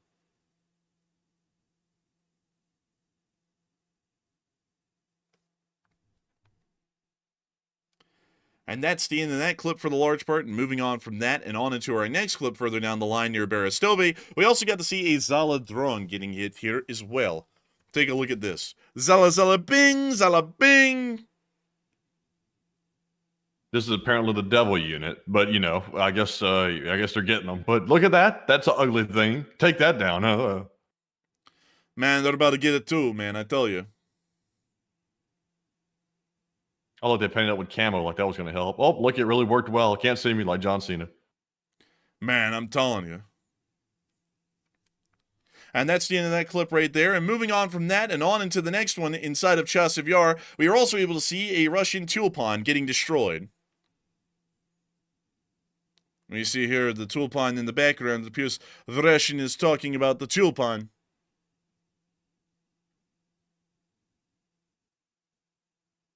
What does this guy think he's in Vietnam with that hat? What is that? Man, he's got the boonie on.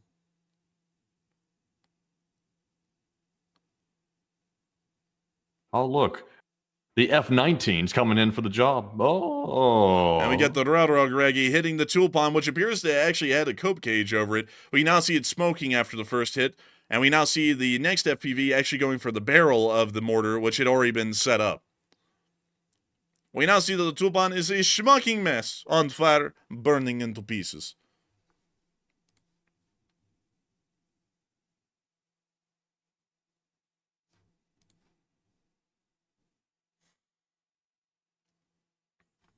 And that's the end of that clip. But moving on from that and on into the next one, we also got to see the Ukrainians destroying a numerous number of Russian ATVs in the area as well today. And you see here the first FPV drone coming on in and hitting them hard. Now you see some sort of memes that they're putting in between the hits, but we can see another ATV that is also being targeted. It appears that the Russians don't hear the drone until it is too late. In fact, they never heard it, actually. We now see them hitting a dirt bike and another ATV. And another one. And another one. And oh, we'll see they're hitting a motorcycle with sidecar. And another ATV. And another one. And another one. And another motorcycle with sidecar blade. And another ATV. And another ATV. Oh, and here comes another one. Here comes another. Bada boom. And there we go. Another ATV destroyed. Very nice to see. Moving on from that and further down the line, we also get to see a Ukrainian peon in action. Right here. This is literally the exact same peon that the Ukrainians just destroyed further on up the line on the Russian side, but being used by the Ukrainians and hopefully delivering some effective firepower on the Russian positions a couple of miles away. We also got to see closer to Kurakove that the 71st Jaeger Brigade was continuing to hit Russian forces in the area.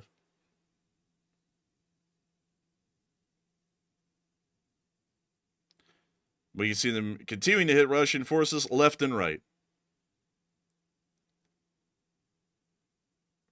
And the holy, oh, that guy, I don't know what the hell happened right there, honestly. But we see them also hitting a truck. We can see them hitting a dirt bike as well.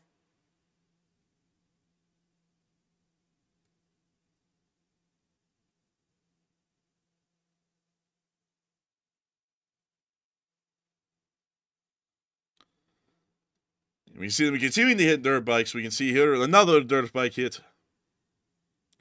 The Ukrainians are able to rack up a pretty decent amount of significant losses on the Russians these days, primarily with drones alone. The Ukrainian armed forces have pretty much transitioned over almost entirely to drone warfare, save for minor instances of urban fighting and also fighting in the fields in the rural areas, where we still see that some infantry engagements do happen, but still not as often as they used to. The Ukrainian armed forces is trying their best to mitigate casualties as much as possible, and drone warfare is one of the best ways to do it for their side. Meanwhile, we also got to see in another clip near to Kurakove that they were continuing to hit Russian forces throughout the area. We can see right here that they're targeting a Russian motorcycle with sidecar. And we can see them hitting another Russian vehicle right here, MTLB.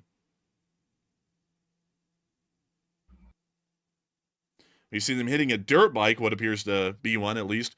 We can also see this one overcapping.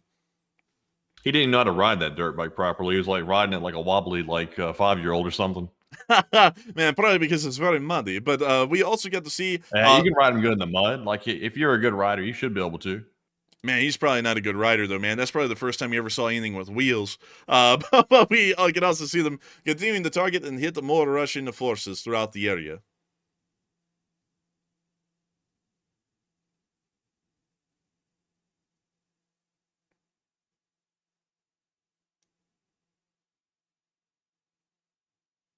You see them hitting another one right there. And with that, that's the end of the clip, but very nice to see they were able to knock out those Russian forces near to Kurakove. Meanwhile, down near Kherson, we also get to see a Russian supply truck getting hit as well. And take a gander. The Ukrainians are about to slam them. And here comes the supply truck, and here comes the drone. Match made in heaven. Bada bada boom, bada bing, bada zing. And there we go, hit that on the nail. Right on the hood. And the truck is still going and now has stopped. We're not really sure if the driver got out. But when you see the next drone coming in to take out the truck. This is that new group called Free Air Ukraine. They're all about the free air. Man, Stop charging for air, but it's expensive. They don't believe in those air cans in Walmart at all. Not at all. They don't believe in it. They don't want that canned oxygen. It's just not good.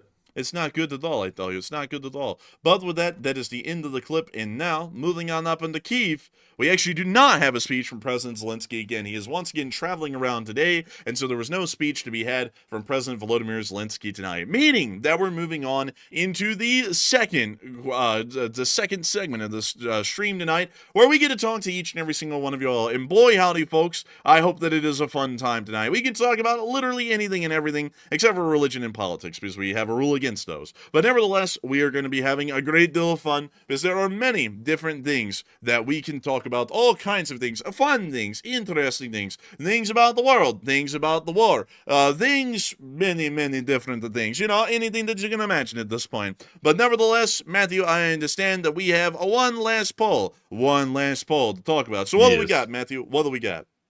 All right, so jumping to our final question segment of the night, we do have one more poll to get to, and the poll says, Putin has now appointed the general who led the Mariupol assault, the very atrocious Mariupol assault, that is. He's appointed him to be the lead of Russia's ground operations going forward in the future, and what are your thoughts? 72% said Putin's war is about to get uglier, while 15% said Putin simply needed a fresh outlook, and 6% said it seems ominous but needs some more intel. And I would say this does indicate the war is about to get uglier, because the fact that he put the guy in charge who led the Mariupol assault, which is one of the bloodiest ones in the entire Ukraine war, where I think like 15,000 plus civilians got butchered in that massive assault. There was no discrimination whatsoever for wartime, like soldiers being targeted or civilians being hit. It was a atrocity by every measure. And that guy, who's a war criminal, is now leading the entire Russian ground operation. And that does indicate things are about to get much worse. And Putin is probably going for a much more aggressive strategy going into the summer. So that's certainly not a good sign. And once again, that is more reason we should jump in and help Ukraine right now to prevent that from happening. But Enforcer, what say you? I'd have to say that, in my opinion, I think the war is going to be getting a bit nastier. But at the same time, I don't really think the Russians will be able to make a lot of progress, because the Russian army has pretty much been burnt to a crisp at this point and has been whittled down to nearly nothing. So I would have to say that, in my opinion, I don't really think there's going to be a lot of progress to be made there, at least in the future. But I do believe that the Russians will be trying to get uglier in the war. It's just that I don't think they'll be making much additional progress on top of getting uglier. But with that, I hope that does address that well, at least in my opinion. And with that, I do understand that we have quite a large volume of questions tonight. So with that, what do we got, Matthew? What do we got? All right, so jumping into our very juicy super chat segment, our last one here. This one goes to Kiwi, who put in a very generous, largest super chat of the night, a 100 New Zealand. And thank you very much, Kiwi, for that support. And also helping to keep the channel running like always. And Kiwi said, thanks, Team Enforcer and fellow freedom friends, and I'm proud to be a part of the community of goodwill for all the people of the world. And I do have one question. How are these wooden drones able to evade radar or jamming, and when they are still controlled by radio waves? And thank you. And I thank you for the support, Kiwi, and helping the channel to keep rolling. I thank you for the kind words. I love to hear that you're a proud fellow freedom friend and a proud part of the Lee Spring Army, which supports American and Western interests through and through. And to answer your question, the drones actually largely do not avoid radar. They actually are picked up on most radars, but depending on the type and model, they actually will be drowned out most of the time as a background noise sort of a thing. Say, for example, with your normal frontline FPV drones, most of them actually are picked picked up on the radar systems, but radar systems are programmed and designed to make some radar blips disappear. And if they are too small, they usually are taken off of the radar, or if they're not recognized as some sort of a radar signature that needs to be locked onto. Most FPV drones and other kinds of smaller drones actually have the size of about a larger bird, meaning that most radars would actually just not even pick them up. Well, they technically are picking them up, but they won't detect them because they look like a bird to the radar, or their cross-section looks somewhat like one, so they just, completely remove it. The thing is that you can turn up radar sensitivity, where a radar will detect and display literally everything within its sight line. The problem with that, however, is that a lot of those radar targets are not going to be ones to actually be targeted. For example, birds. The birds would be picked up literally everywhere for dozens of miles in every direction, and it would be pretty hard to ascertain which are FPV drones and which are birds. So at least with the FPV drones, the reason why most of them are not really targeted and shot down is because they are not really detected not really displayed by the radar system as a possible target.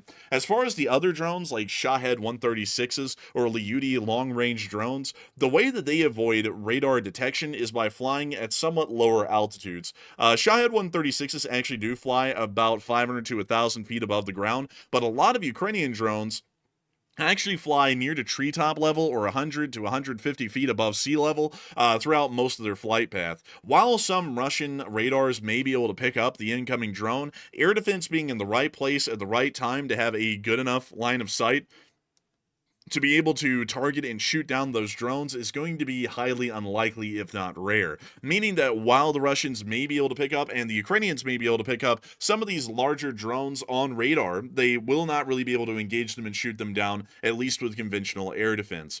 So those are really the main reasons why the drones are a little bit more difficult and tricky to deal with. And not only that, they also are incredibly cost prohibitive to deal with as well, at least if we're speaking on a conventional term. Most modern armies have completely moved away from self-propelled anti-aircraft guns and other kinds of gun-based air defense systems, and have pretty much moved on to surface-to-air missiles entirely, which are, of course, designed to deal with your conventional kind of war of the last era, so pretty much large aircraft and incoming missiles, which are usually in far smaller numbers. With the sheer amount of drones that are being launched by the Ukrainians and the Russians into each other's territory, this means that intercepting a $50,000 drone can cost about several $100,000, meaning that as far as cost effectiveness, shooting down a lot of these drones is also difficult as well. And also, there are not a numerous enough amount of missile interceptors to shoot them down successfully on top of that, meaning that both sides have resorted to shooting down a lot of these drones with small arms fire or different kinds of self-propelled anti-aircraft guns, because it actually ends up being largely cost effective, where for every dollar of drone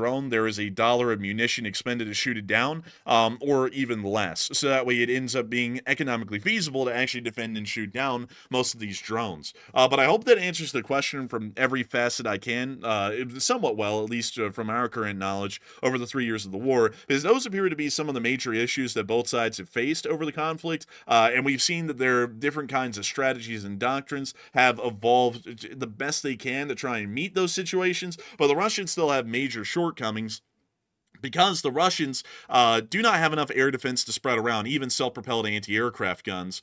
So for that case, most of the interior of Russia is completely undefended against Ukrainian drones, while the Ukrainians put a lot of effort and a lot of time into equipping and manning units whose specific job is to find, engage, and shoot down these drones before they make them to their targets. And they generally have a high efficiency rate as a result of that. But still, a huge thanks to you once again, Kiwi, for that massive support and helping this channel to keep on running. Because if it wasn't for folks like you, we wouldn't be able to make this channel possible. We wouldn't be able to keep it running day in and day out. And of course, no one has to support the channel, but folks like you who go over their way to do, make this channel a reality and help us to keep this thing running day in and day out. And I got to thank you massively for that, because if it wasn't for folks like you, we wouldn't have been able to make it up till this day, and we wouldn't be able to keep on going days on into the future. So a huge thanks to you so much once again. And with that, we are on to the next one. And we've got a very interesting question that's currently running as a poll. We're going to go ahead and address it right this second because I think it's an interesting topic. The question is, what do you believe is the biggest obstacle facing Ukraine's war effort right now? So 68%, the most popular option, is Ukraine is facing a lack of manpower and supplies, while 21% is saying a lack of diplomatic support, and 3% said a lack of effective strategy, and only 8% said nothing major, the war is going really well for Ukraine.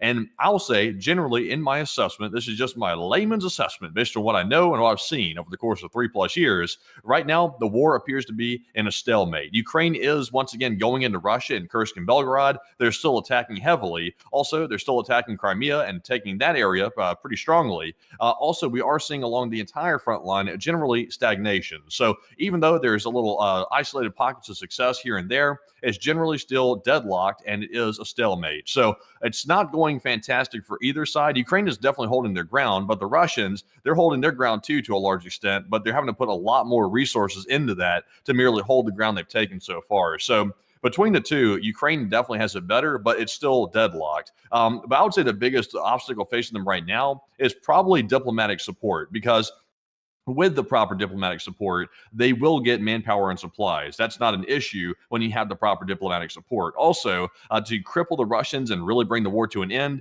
you really are not too focused on the front line. Of course, Ukraine has to maintain the front line or the Russians will start pushing forward. But the bigger thing is, like I've said for a very long time, is you have to go in secondarily and take down the Russian economy to have the best chance of bringing the war to an end. That's the quicker way to end the war and the much easier way to win the war, instead of trying to slog it out in a World War I style battle on the front lines. So that's my assessment. But Enforcer, what say you? I'd have to say that a lack of manpower and supplies is a significant issue. Considering that Ukraine has a smaller population, it is difficult for them to be able to muster the same kind of numbers or replenishments to losses that the Russians are, because as a whole, their manpower pool is going to be smaller. Also, the lack of supplies, considering that this war is one that is operating at a fast pace, and there really is no way for Ukraine to effectively mobilize their industrial capabilities well enough to actually be able to counter the Russians entirely on their own.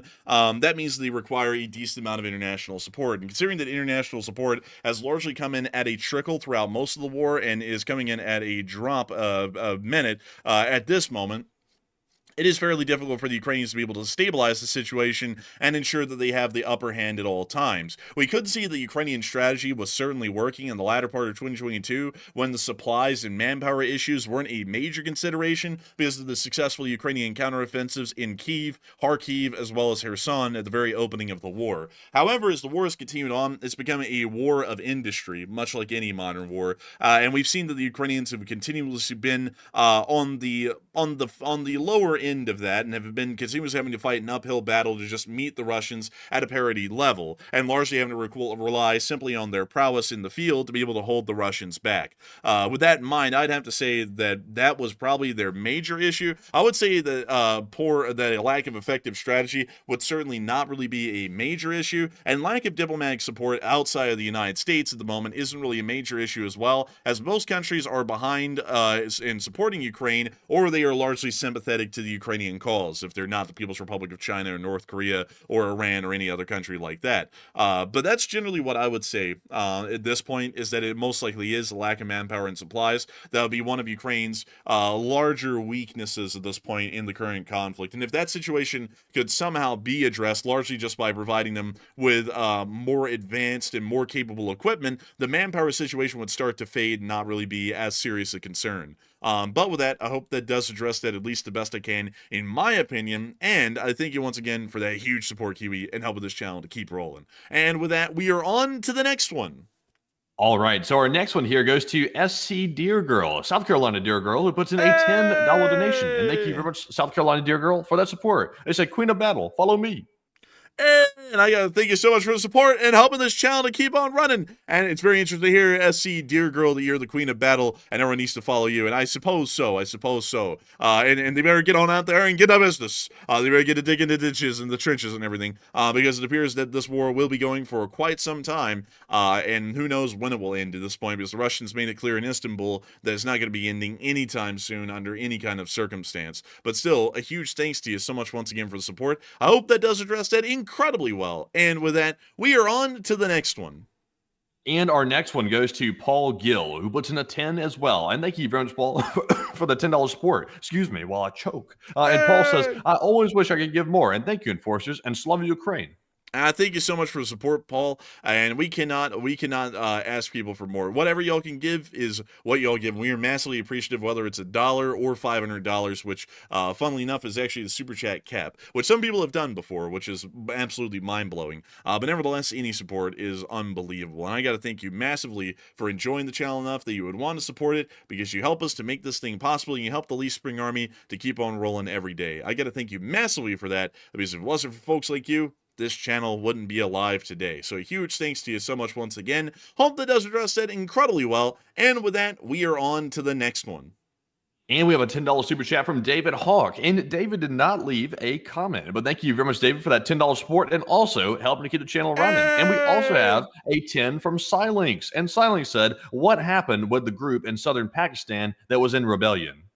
The group in southern, well, right now we believe that they're still currently in rebellion. We haven't heard that the Pakistani government has crushed them, but we also haven't gotten any video and picture evidence of the ongoing rebellion as of today. So we really do not know what's going on with it specifically as of right now, but the situation is still developing or ongoing, the best way to put it at this moment. So the rebellion is on, but we didn't have any video or picture evidence to show of what's actually happening down there as of today. And so with that, I hope that addresses that well, and I thank you once again for support and helping this channel to keep on running, because it is folks like you make this thing a reality every single day. So a huge thanks once again, and we are on to the next one.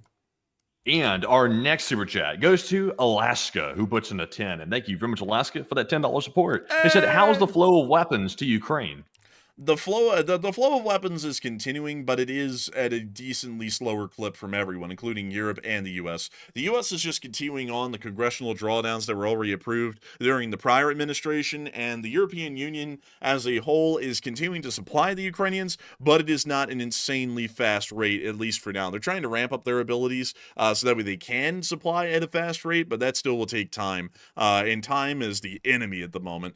So the supplies are coming in at a really slow pace. The Ukrainians are still holding for the large part, but for them to be able to achieve any kind of major strategic victories on the battlefield, they would require a far greater deal of support. An amount of support I'm not really sure they'll ever be able to ascertain by either the European Union or the United States at this point, but hopefully at some point in the future they will. But I still thank you once again for the support and helping this channel to keep on running. I hope that does address the question fairly well about how the flow of weapons is going, and I gotta thank you for helping to support the LSA fund and keeping the Lee Spring Army alive and well here on the channel. And so with that, we are on to the next one.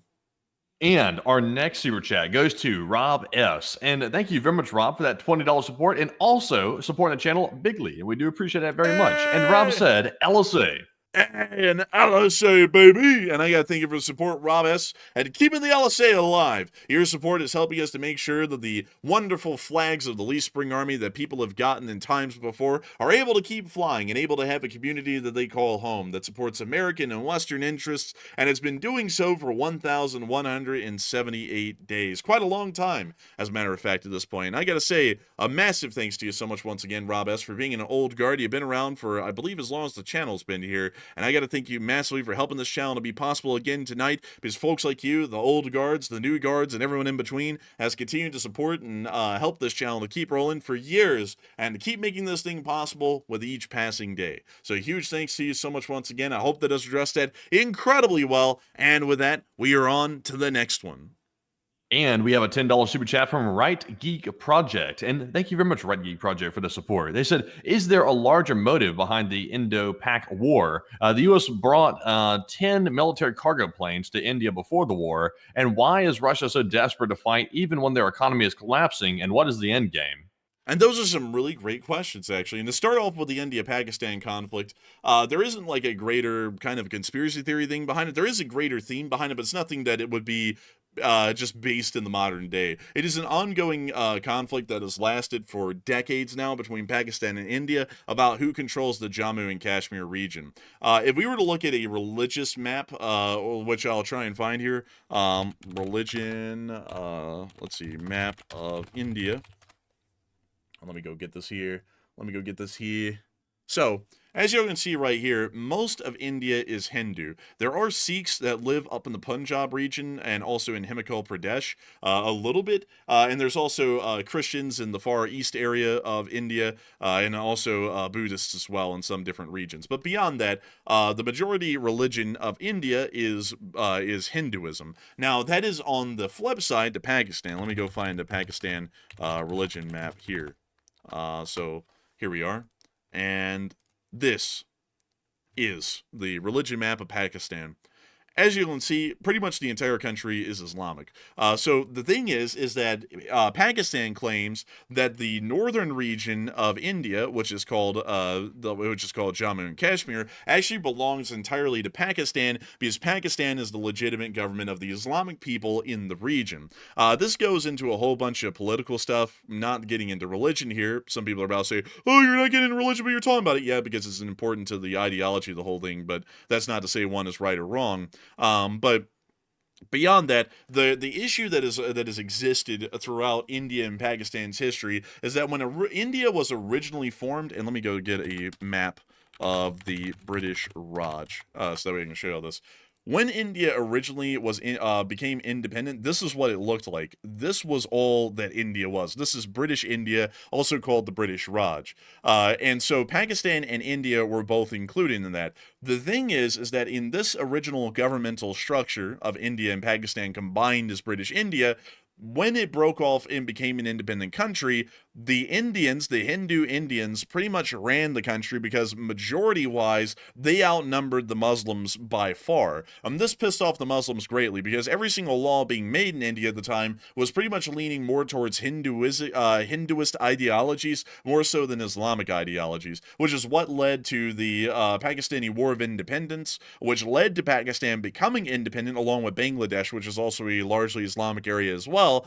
And so since then, the major conflict has been who controls all of Jammu and Kashmir. And considering that it's largely Islamic, it would probably cut down on a great deal of pressure, at least at the moment, if it was given over to Pakistan. But the issue is that it was never actually won over by Pakistan. So the Indians claim it's theirs because it's always been theirs and they're not going to give it up. And Pakistan claims it's theirs because the majority religion of Jammu and Kashmir is also Islamic, just like their country. And they're saying that the Indian government does not represent the interests of these people in Jammu and Kashmir because they are making laws largely regarding to Hindus and completely disregarding the Muslims in the country because they have really no representation.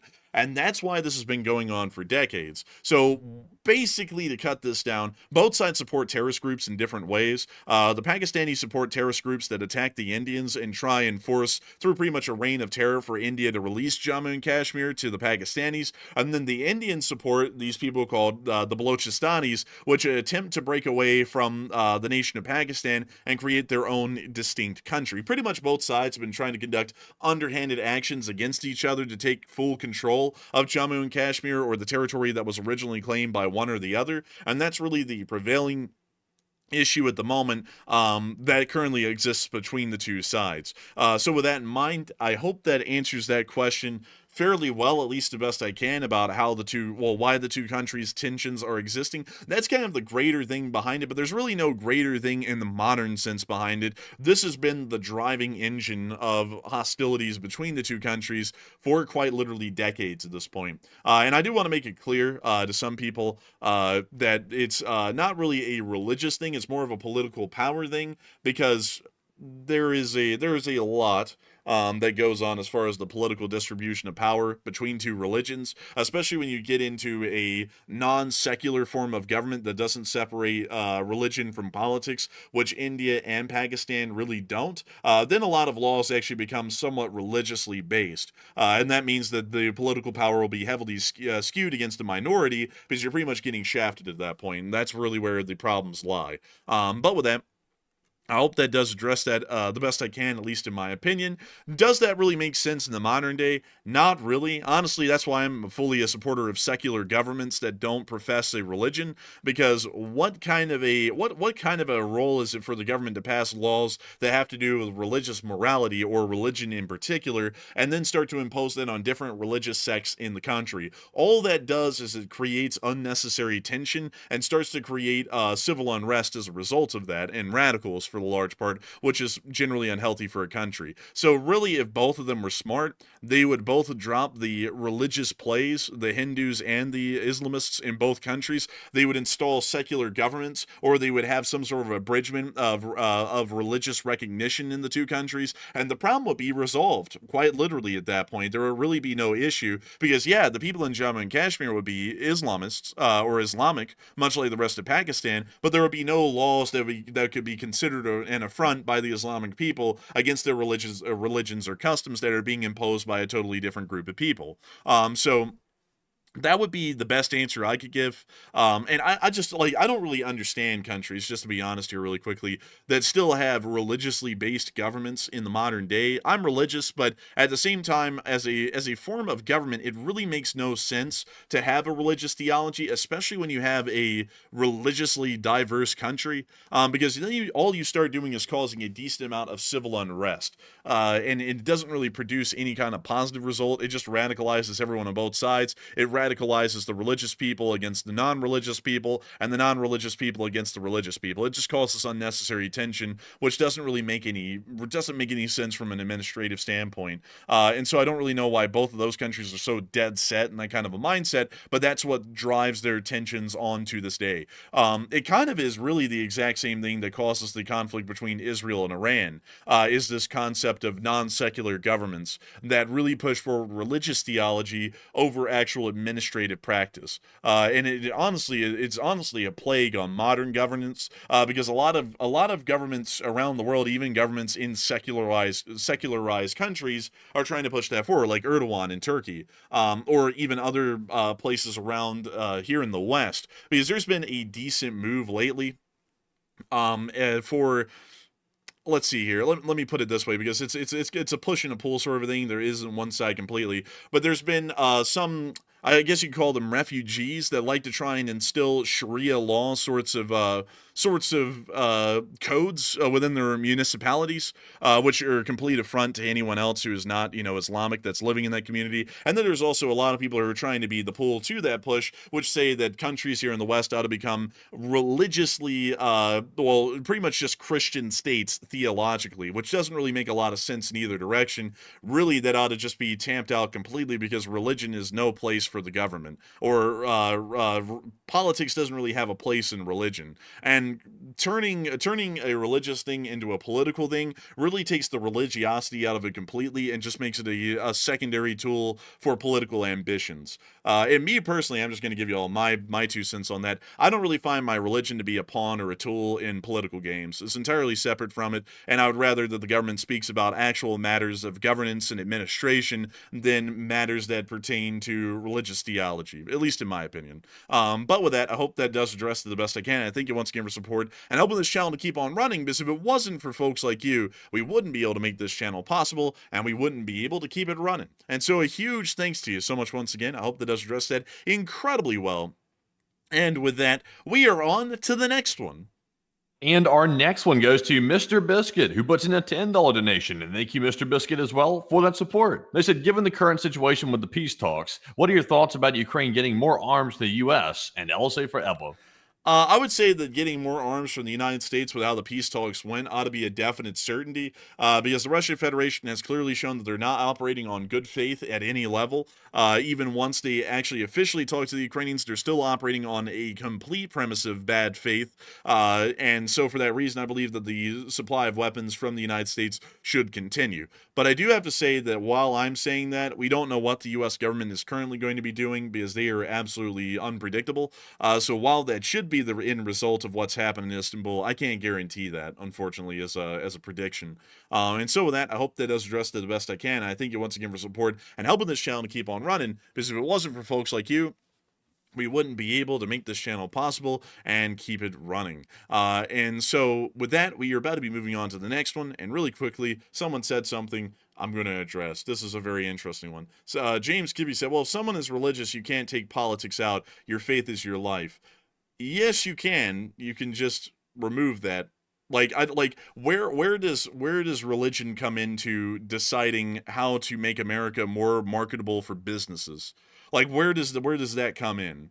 That's the thing I don't really get with the whole religious theology sort of a thing, because here's how it works in practice. The religious lunatics come in, usually they're almost cultists, honestly, because they don't really follow the mainline religion. They take it and they spin it to meet these certain kinds of political ambitions. So let's take the Islamic Republic of Iran, which is a great example of a country that's gone off the rails with a non-secular government. So they come in and they say, we are entirely about our religion. It's completely inseparable from us. They destroy their economy. They destroy their foreign policy positions. They start to support terrorist forces, and they have these absolutely insane ideas of what they want to do in the Middle East, even against other people of the same faith, because they're not of the specific sect of the faith that the Iranians are. And so it doesn't really make any sense to say that, because it's like, what aim did that achieve for Iran rather than putting them into complete destitution?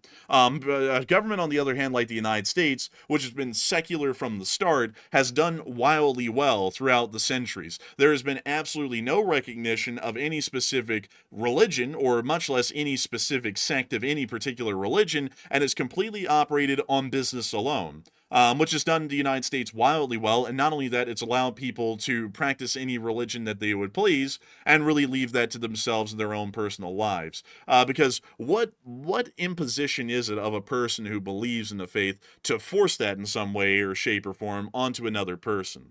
That doesn't do anything to endear anyone to your religion. All that does is run people away from it. And I can speak on personal standing that as a Christian, I have seen other Christians that have pushed their theology, well, the same theology I believe in, so hard it makes me ashamed to even say that we're of the same religion as them. I can say that with a pretty decent certainty there, because we've dealt with that. Well, governments are for control. Like, governments are intended to control people, control the masses, because you have to have order, otherwise people fall into chaos. So you have to have a government. But religion's supposed to be about choice. If you choose to believe something and impose certain rules upon yourself, that's perfectly fine. But if someone's religion dictates they need to go over to the person that's their neighbor and basically enslave them, then in my opinion, that's not religion. That's just basically perversion in another form. Because I don't really know of any religion out there that tells people to go and, harm other people or something like that. And I would say that would be wholesome. I wouldn't say that would be wholesome at all, actually. That would actually be very messed up. So it's about choice to me. And you can't incorporate religion with government, because if you do that, you're naturally incorporating a control mechanism with something that's supposed to be about personal belief. And if you incorporate that, you're naturally imposing on other people. So you're perverting whatever religion that may be. Yeah, that's it doesn't really make a lot of sense. On top of that, all of the founding fathers, for the large part, save for a few, were religious people, and they still decided that the country was going to be a secular form of government that was not going to support or sponsor any kind of religious ideology. Because you don't know. And why was it? Well, that's because each separate colony had a different religious majority, and so there was absolutely no way for everyone to get on the same page of putting the country into a specific religious sect, because no one could ever agree on it. So they said, you know what, why don't we just let everyone do what they want, because that'll cut down a lot of the problems that are completely unnecessary for the large part. I thought they did that because they were running from the Church of England. They saw how perverted it can get if you start intertwining that with the government. So they said, we're absolutely not repeating that. So we're going to make it separate, church and state, because they specifically had to run from that back in England.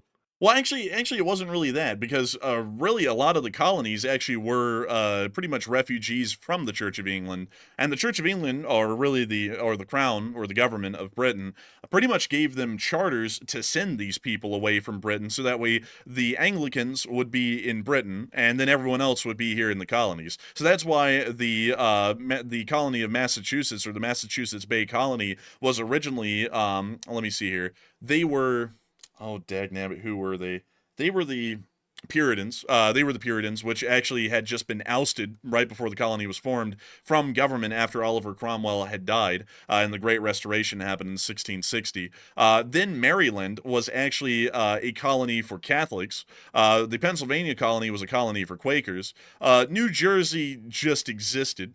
Virginia was also a mercantile sort of a colony, not created as pretty much like a religious expat sort of a zone. North Carolina and South Carolina were also created largely just for mercantile purposes, and then Georgia was a debtors colony. I think that let's see. Maine was a part of the Massachusetts Bay Colony for a while, and I believe Rhode Island and Connecticut were also for different religious sects as well. But beyond that, when they all came together, there wasn't any concept of the Church of England, at least inside of the States, because the Church of England hardly really existed. And also a lot of other people were starting to follow different kinds of sects that started to form in the U.S. For example, baptism, which largely started to form here in the U.S., was completely separate from the Church of England, and a lot of people subscribed to those different sects of Protestantism, which was really a prevailing thing in the United States outside of Maryland, which was majority Catholic, at least at the time. But when they came together for the Articles of Confederation, which was the first founding documents of the U.S. government, they stated that it would be a much wiser action, considering that there was so much religious diversity in America at the time. And I know a lot of people would go, oh, well, those are just denominations. That's not really diversity. Back in the day, considering that there really wasn't a lot of contact globally with other religions, say Hindus, Muslims, Jews, and so on, that was about as religiously diverse and about as combatant as it could get. And considering that there were still, at least in earlier colonial periods, wars being fought in Europe between the Catholics and Protestants and different Catholic sects, it was quite a divisive thing. It was as divisive really to back then to be of a different Christian sect than it is these days to be of a different religion entirely. And so when they came together to create the Articles of Confederation, they said it probably would be the best thing for us to not really profess a specific religion above all others, because that is going to cause an absolute hellstorm, because one colony is going to be in support of that, and pretty much every other colony is not going to be in support of that at all, and they're going to be violent against it. So what if we just completely remove that from the equation and tell everyone it's a laissez-faire sort of thing, believe what you want, but the government is here on business alone. And so that's why they went originally with the division of church and state, and then that was further codified with the U.S. Constitutional Convention of 1787 and the Bill of Rights that came afterwards in the First Amendment, saying that the government would not create any kind of recognition of any official religion. And that's also why chaplains in the military, even back then, did not get specialized within a specific religion, because chaplains are actually authorized to pretty much be a spiritual advisor for any religion, whether you're a Sikh, a Christian, a Jew, or anyone for that matter. That's kind of odd. I don't really know how I feel about that, honestly. I wouldn't want to take that position. Well, it's actually been like that since the dawn of time, since actually the beginning of American history. Because back then, the chaplains in the army, considering that there wasn't a lot of there were I do want to make this clear, there were Protestants, Catholics, and a very, very small amount of Jews in the early American history. But other religious sects like Islam and such would only start to pop up in the mid part of the 20th century, at least in any kind of a larger number. So back then, a chaplain was authorized to be able to conduct Catholic rituals, Baptist rituals, really any Protestant sect of ritual, any Catholic sect of ritual, and also Judaism as well. All of those things combined, a chaplain had to be able to do. And to this day, they still have to be able to largely accommodate really any religious practices of any specific service member of the armed forces, because the government saying that a chaplain can only be Christian would be officially professing some kind of religion. So they pretty much just say you got to be able to run the full gamut of them if you want to be a chaplain. Sounds like pretty much trivializing it at that point. So it looks like STG said also they're basically therapists. Honestly, that sounds like what it is. They're basically just saying whatever somebody wants to hear at that point, because if they don't even believe what they're saying, then they're honestly phonies, in my opinion. So it's like, now in any religion they're pretending to like say that they're believing in or something like that, they really don't apparently believe in it, or otherwise they wouldn't believe the different one, because that would go in contrast with it. That's kind of odd. Like I get that's the way they've done it, but that's kind of weird. But there are also chaplains who more so do specific things. Like, there are chaplains who are Muslim and Christian and such, and then sometimes people will specifically request for them. But generally, they're supposed to be just taught religious theology in general. But that's generally how it works. And it looks like that person just had to get banned because they seem to be a nut. Should have seen that one coming. because I went through a very long, lengthy, logical explanation of how it works and why that isn't really a good idea to have a religious theology pretty much forerunning your government. And so instead of listening, they go, oh, well, that's interesting. I might have to disagree. Instead, it's stick to what your day job is. It's like, okay, well, that was just a waste of time. Anyways, with that, I hope I addressed that well for everyone else who may have been interested in the story as to how that came into being. But I believe in that significantly. I think that the division of church and state is a very important facet of really any government, and I heavily support that through and through. It's done the United States well. And also another thing that you'll have to remember, it's always great to say it would be great for America to be for example, this has been a prevailing thing these days. It would be great for the Christians to reclaim America, which they never did, and profess that America is a Christian state. It's like, okay, so then it's going to go from that to which kind of Christianity is it? It's going to move from that to the next one. So is it Baptist? Is it Pentecostal? Is it Presbyterian? And then once that's decided, once whatever sect of Christianity it is, then that's being imposed on the rest of the other Christians. So if you're a Presbyterian, you're like, oh, those Baptists are ridiculous. Well, I mean, if the Baptists get in charge and that's the specific religious sect of the United States, guess what? You're now going to be discriminated against because you're a Presbyterian. So probably better to just completely cut religion out of the government altogether because it's going to create unnecessary strife that we don't need, and just say that's up for each and every one of y'all as your sole decision to make. And so with that, I hope that does address that the best I can, at least in my opinion, from what I would know based off of history. And with that, it is time for us to move on into the next one. But a big thanks to you once again for support and helping this channel to keep on running. Yes, indeed. And our next one here goes to Howard Mendelson, who puts in a $10 donation. And thank you very much, Howard, as well, for the second support of the night. He said, use nice numbers like 4 and 20. those are some funny numbers right there, I gotta say. And I gotta thank you for support and helping this channel to keep on running. And I like that you put some humor into that whole thing. I like that you did that. I appreciate that. And I gotta thank you for support, Howard Mendelson, and helping this channel to keep on running. And sorry that I was getting a little bit heated on that earlier, folks, but I don't like any kind of insinuations of violence, and some people wanted to say that it wasn't, but the only reason they're putting that series of numbers in the chat is because the government is saying that it means political violence of some kind, and then people want to push the envelope. And the thing is, folks, is that actually can end up coming back on us. If we let that keep going, which I personally don't even agree or support with at all in the first place, but if we let that keep going in the chat, and we let people keep on pretty much putting in a series of 4 numbers that the government is saying means political violence, well, you know who's going to end up getting the brunt of that? It's going to be this channel if we let that keep going. We don't even support it in the first place because we've never supported political violence of any kind, and we never will. So why in the world are we going to allow people to run wild with that right now and then end up possibly getting this channel in trouble when we don't even agree with that sentiment at all whatsoever in the first place? So I think if we're making a good light of humor of that, but that's why I was taking that so seriously earlier, because I'm not going to be running any kind of a fence riding sort of a thing here with that, because that is a very, very dangerous kind of a thing to do, especially when apparently it is being construed by most as some form of a political threat. And so with that, I hope that does address that the best I can. Thank you once again for support. And with that, we are on to the next one.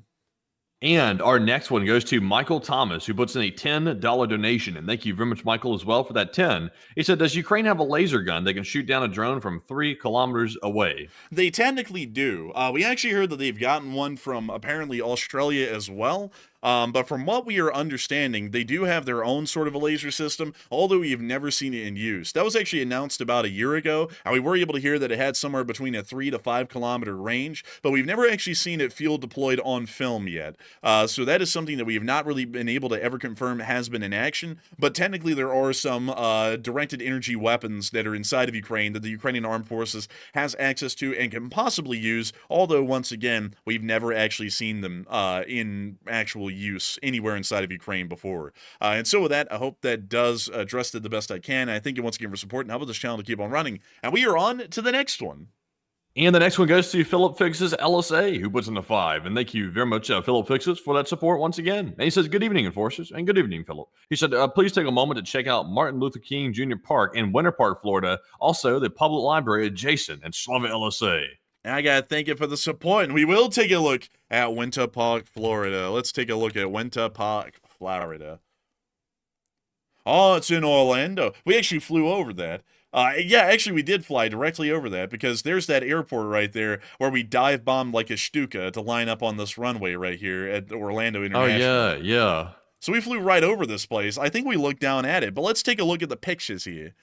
Oh, they got a peacock. Look at that. Oh, look at that. A very beautiful bird. That's also an impressive sculpture, too. I don't know how they were able to get it so precise looking like that. No way. It's a train, people. It's a General Electric Genesis P42, I think. Pretty cool. I like those. I actually like those. They're not the greatest looking thing in the world, but they're still neat to me because it was the first passenger train I ever got to ride on, folks, because Matthew and me rode on a train once. We rode on a train, and this is where my infatuation with trains really began. I watched like Thomas the Tank Engine and stuff when I was younger, and we did go to the CSX yard in Montgomery, and I would watch the trains come through this specific area through here. But my real infatuation with trains started on a train ride from Birmingham, Alabama, right here at this station, over to Atlanta, Georgia, at the Peachtree Station, which is right here. And so we rode it all the way over to Atlanta, and then we rode it back. And I just found it to be really, really cool. It was a fun thing to me. Loved it to pieces. And that was the first train I ever saw because we weren't on the platform when it came in, but I saw it through the window, and I was like, wow! I was like, that is incredibly cool. You know what? Let me go show you all the old train station, though, because that thing was a junker. So let me see. This is the new one, but let me see if I can get you all the old one here. What? Dude, they had demolished this all the way back in 2011? Yeah, I'm not shocked. It was horrible. It was horrid. Yeah, it was bad.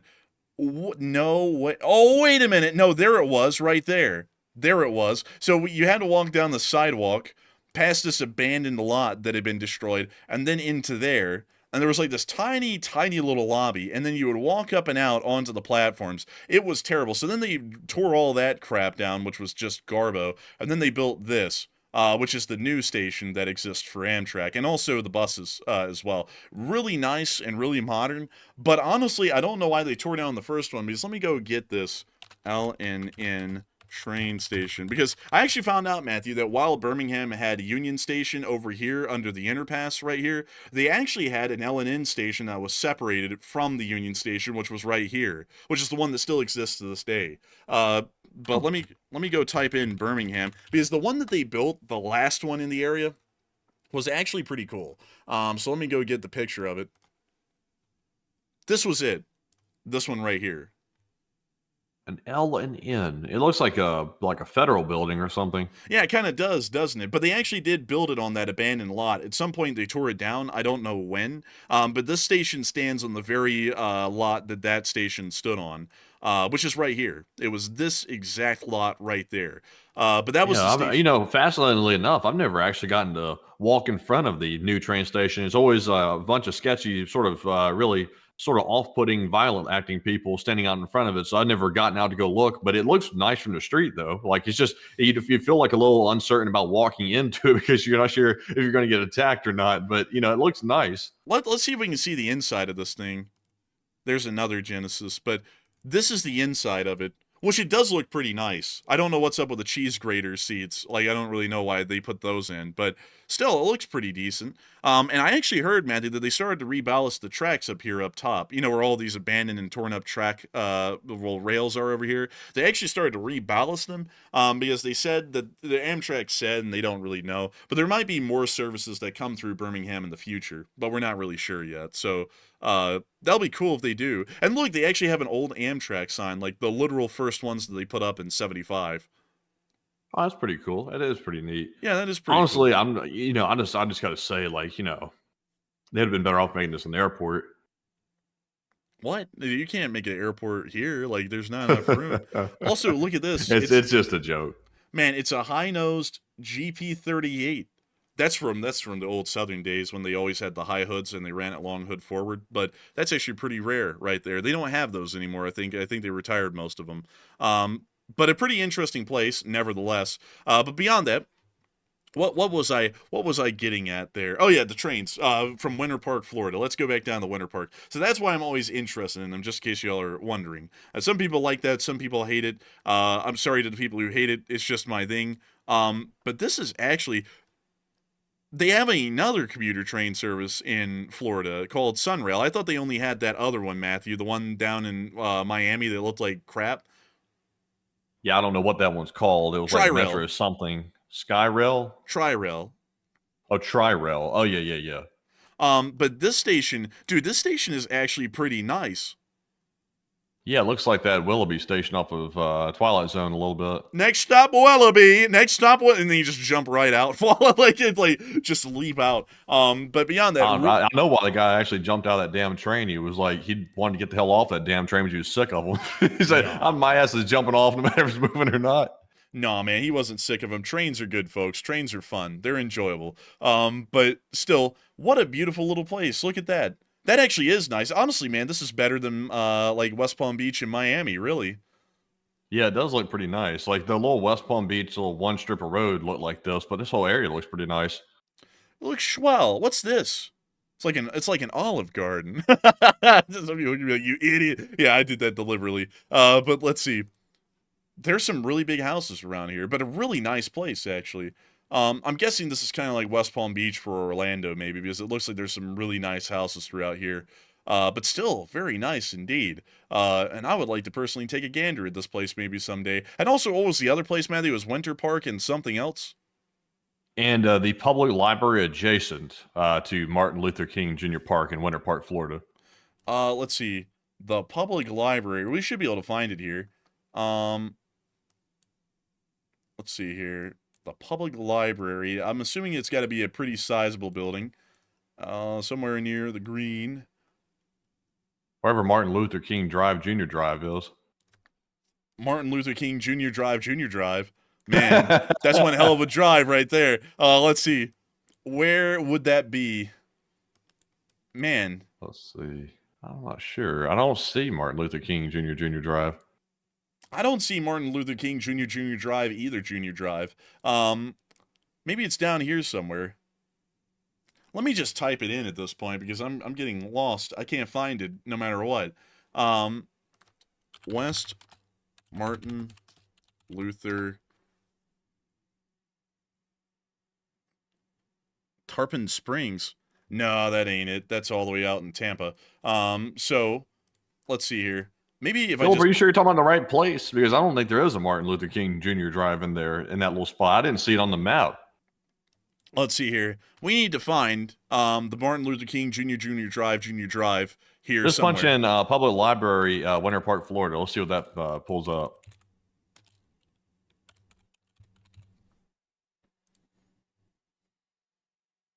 Oh, it's right there.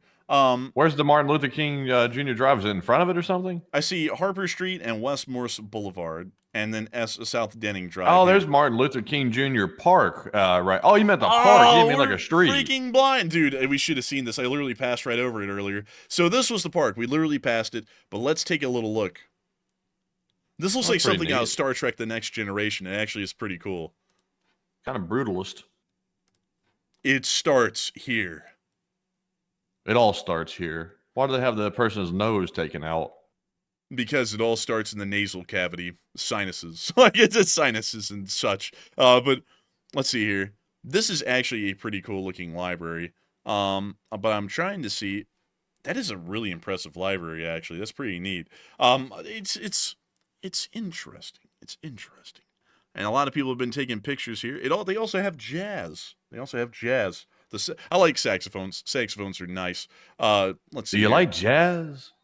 Do you like jazz? Not really a lot of the building. It seems to be dedicated to the actual library part. It seems to be kind of like a community center and library, but I'm not complaining. It looks like it's pretty cool. And I got to say, what a impressive find right here. I got to thank you for support and helping this channel to keep on running, because if it wasn't for folks like you, where would we be? Well, we wouldn't be on air looking at this. And this is impressive, that I'll say. But also, Now I'm interested. What does the average street like this one look like? Oh, wow. Dude, this is so much nicer than West Palm Beach. Yeah, not bad looking. It's like a suburb of Orlando, I guess. Looks pretty good. Man, I bet you it cost $1 million gazillion to live here, man. Yeah, it probably costs way over the budget. I'm telling you, it's probably very expensive. And now I got to know what trains come through here. Is it the Floridian or the Silver, like the Silver Star? Or okay, so it's the Floridian and Silver Meteor. So I was actually close. So that's neat. I think the Floridian goes all the way from like New York City down to Miami, I think. Let me check that. Oh, it won't tell me. Well, anyways, I think they do. Anyways, with that, I hope that does address that well, and I thank you for the support and helping this channel to keep on running. And I gotta say, what an impressive find. What an impressive look. You know, we actually have a place somewhere around here in Alabama that actually has a pretty cool little building. I'm trying to think. I think it actually no, it got torn down. So yeah, that doesn't exist anymore. I was about to go try and find you all a cool building. Doesn't exist anymore.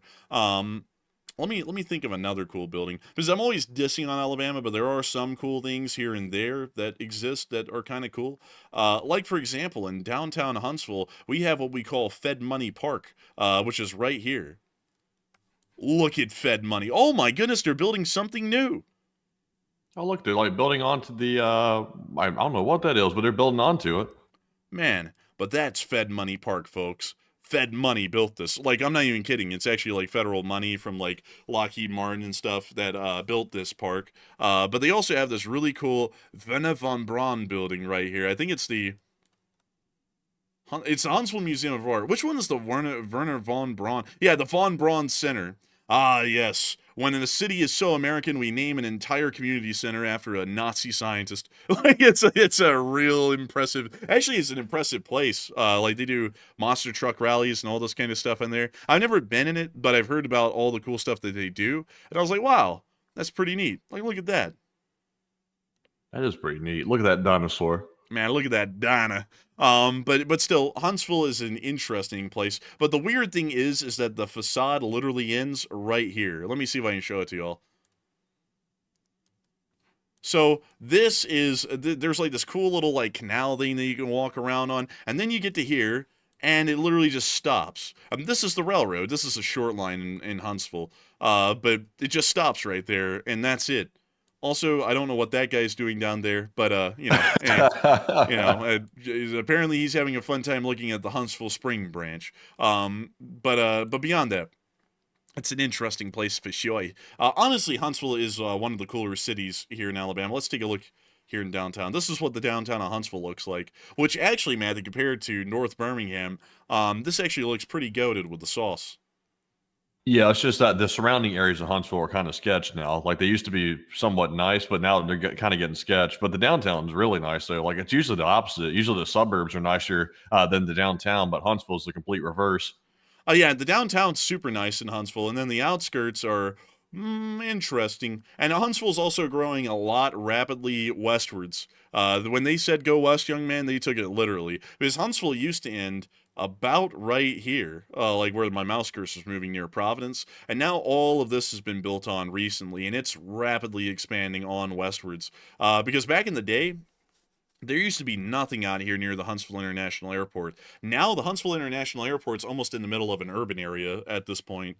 And it's like, it's just wild. It's wild. I remember the last time we went up there, we were shocked. And then right outside of that is the second largest nuclear power plant in America, power producing wise, in the country, which is really cool. And I think that's neat. And it also makes this very low pitch humming noise when it's running, which is running 24/7. And when you get near it, you feel like you may be getting irradiated by the noise alone. But anyways, with that, I hope that does address that somewhat well. And also, you know something else that'd be interesting here? You know something else that'd be interesting?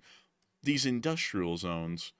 I think we know this one here. Yeah, this is the United Launch Alliance people. I think they create solid rocket propellant here in this building, if my research was correct. And then there's also a whole bunch of other industrial concerns, like Nucor Steel. Which, fun fact, folks, who do you think is a bigger steel manufacturer in America, U.S. Steel or Nucor? I would say probably Nucor. You're correct. Nucor Steel is actually larger than U.S. Steel in overall steel tonnage production yearly. That's not surprising because U.S. Steel was trying to get sold off to the Nippon. Japanese company a while back. So yeah, not surprising. Yeah, they were trying to get sold off to Nippon Steel, and then the U.S. blocked that sale. Which honestly, I don't know why we would even consider that, because steel is a strategic resource. And while Japan's a friendly country, it doesn't really make a lot of sense for a foreign nation to have control over the second largest steel manufacturer in America. But steel doesn't make a lot of money these days, actually. That's kind of the interesting thing. Steel companies around the world, unless if they're Chinese and they're creating Chinesium, have a really hard time making money. And that's just kind of wild, because back in the day, steel making used to be a huge business, and people could get loaded off of making steel. Birmingham actually was a major steel city, and still kind of is to this day, although not to the degree it once was. We actually have Nucor Steel, which is... This isn't Nucor Steel. I think this is a cement factory. But we have Nucor Steel somewhere around here, and... I'm trying to remember where... Here it is. Here's the Nucor steel plant in Birmingham. And then we also have the U.S. Steel pipe plant over here. They actually specialize in creating steel pipes here at this mill. And you can also see a lot of the buildings have also been demolished over the years, because the massive kinds of mills that used to exist don't exist anymore. There's been a huge amount of technological innovations that have created what's called nowadays the mini mill. Meaning that you don't have to have these massive over-engineered steel mills to create high-quality steel. You can actually produce it in a much smaller imprint of a facility. So U.S. Steel has pretty much demolished most of the buildings that used to exist here, and its footprint is a lot smaller because of that. But it still produces the same kind of cast steel pipes that it always did, which is an interesting thing. But anyways, I have to say, it's a really interesting thing. Steel making is something I find really neat. Although we don't really produce a lot of steel. Let me go get this for y'all. Steel production by country. So as you can all see, China is number one by like 1 million. But once again, I do have to remind everyone, they produce raw Chinesium, so most of the stuff is probably not even usable by most people around the world. The United States sadly only produces these days a meager 80 or so million metric tons of steel every year, which is kind of sad. But that's actually a damn shame. That's actually mental when you think about it. 80 million metric tons of steel every year, just brand new. That's still pretty wild. That is kind of wild. But I think our credit score went down, though. Yeah, it did. They downgraded it. Moody's went moody, and they got moody on us. They said downgrade it. Let's see here. Hold up 1 second. I'm trying to look at this here, and I was just realizing that in 1980 and 1967 we produced 115. Is that the right country even? So let's see. We are the fourth one down. So we count 5 down. So let me remember that. So now we count 5 down again. 1, 2, 3, 4, 5. So this is us. How in the hell? Okay, I'm not really believing the Chinese figures, because there is no way in the middle of the Great Leap Forward they technically produced 500 million metric tons of steel in that year. Because I think 40 million people were dying of starvation that year because they created shitty, like, Chinesium steel back then by burning all of their farm tools. So I'm doubting that that's a real... I'm doubting that any of these numbers are real. I'm not going to lie. Because, also look at this. They're saying that in 2015, what country would have produced 803 million metric tons of steel? India? No way. No way. Nah, I'm not believing that one. Not believing it. Wait, hang on. Someone said you're misreading. Let me go back and check. Second one. Oh, yeah, the Chinese only produced 14 million metric tons. Okay, sorry, yeah, I was misreading there. I totally misread that one. But that's interesting. It looks like the United States never really produced a wildly, insanely high amount of steel like China claims they do nowadays. What did the Soviet Union produce then? Because I remember they were like the steel moguls, so they were right below us. So if we're at 100... So they didn't even have numbers reported here on Wikipedia for those years. Huh. I don't know how China is claiming that they're producing like nearly a billion metric tons of steel a year right now. That just seems to be a farce. Yeah, that doesn't sound right. But, China has a habit of wanting to lie and fudging numbers. So, And also, when they don't have to worry about health and safety, wages and stuff like that, it might be a little bit easier to make steel when you have no standards whatsoever. I gotta say here, I need to figure out. Let's just type in Chinese steel mills. So where's the list of them or a map of them? You see, this is the cool thing, Matthew. We used to be the major manufacturer of steel in the world. We're not anymore. But where in the world? Top steel producing companies. So the China Baowu Group produces the most of them all in China in 2023. Who? The Baowu Group. Oh, the Baowu, eh? So, and they're only producing, look at this, 130 million tons.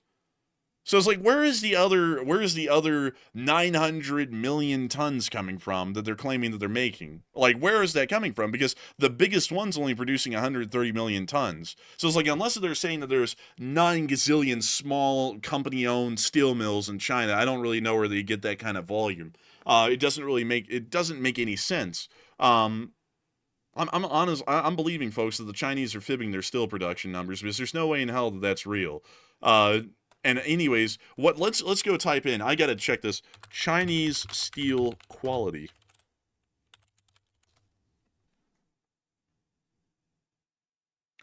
While others struggle with quality control and potentially use lower grade materials, which I'd assume all of them are.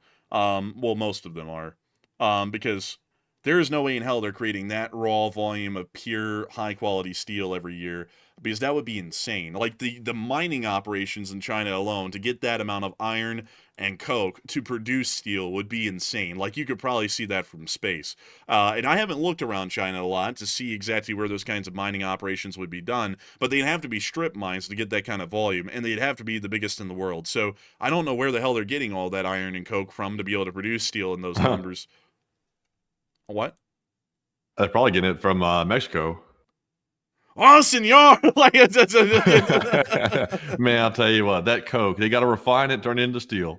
Man, but you know, coke is actually a very important part of making steel. Don't you Yes. know?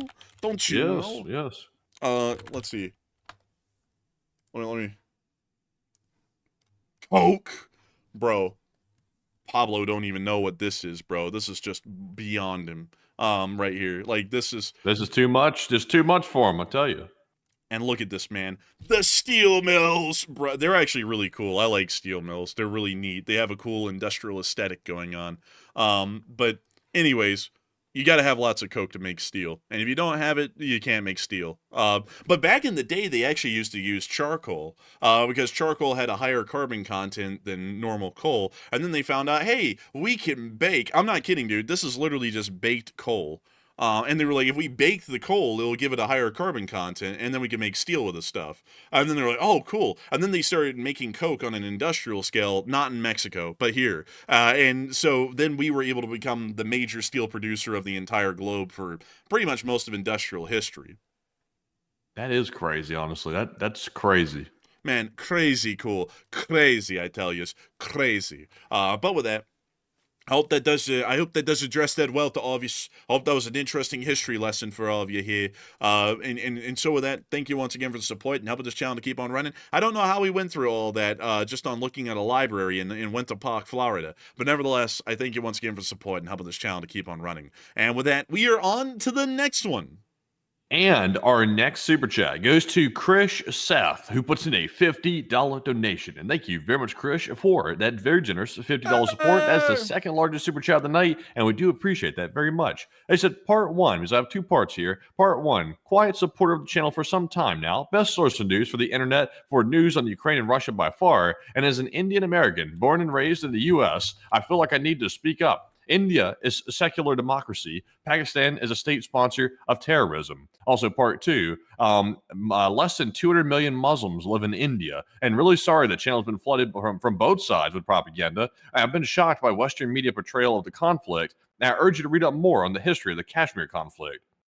I gotta thank you so much for the massive support, Chris Seth, and helping this channel to keep on running. And I gotta say, I'm trying to paraphrase a large amount of history there, as far as I can on the Jammu and Kashmir situation. And I don't really know everything about India. Like I can tell you all about the history of steel production and where coke comes from and all that sort of stuff. But this sort of a deal here is actually a little bit beyond my expertise. So I'm trying to speak on it with the knowledge I have. Everything won't be correct, but I just did pull it up, and it is true that India is a secular government. However, the thing is that is still the driving part of the conflict between Pakistan and India is that Pakistan says that since it's a majority Hindu country, the Muslims will never be represented properly in government, considering that they will be a significant minority. Considering that the population of India is 1.4 billion, while 200 million Muslims living in India sounds like a big number to everyone else in the world, 200 million in India is a very small number.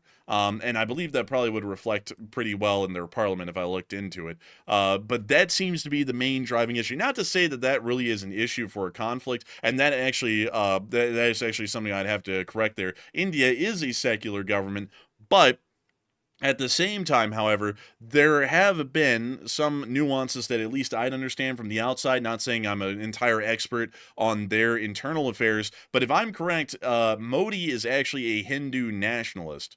With that in mind, it's pretty much like saying, let's elect a really fervent, militant Christian nationalist here in the United States, and then see how that goes with every other religion that there is in America. And that might not end up going well. And that might also be another reason why the fans are being flamed, is because it's quite clear that there is a prevailing majority opinion in India, that's why he's the leader, that they are a majority Hindu nationalist sort of a group, and that may also be another thing that's propelling the conflict forward. Not to say that that's really a good reason for a conflict, but that still seems to be the underlying principles that I can understand. I'm still trying to read up and learn more on it on a day-to-day basis, but once again, that would be the best knowledge that I have at the moment. But I do thank you for the support and weighing in and helping this channel to keep on going, and thank you for the sympathy on the bots, because the bots that used to come in were absolutely horrendous, and honestly these days it's an absolute circus at this point, with like the fringe peoples that come in from all directions. I mean, it doesn't even have to be on the India-Pakistan conflict.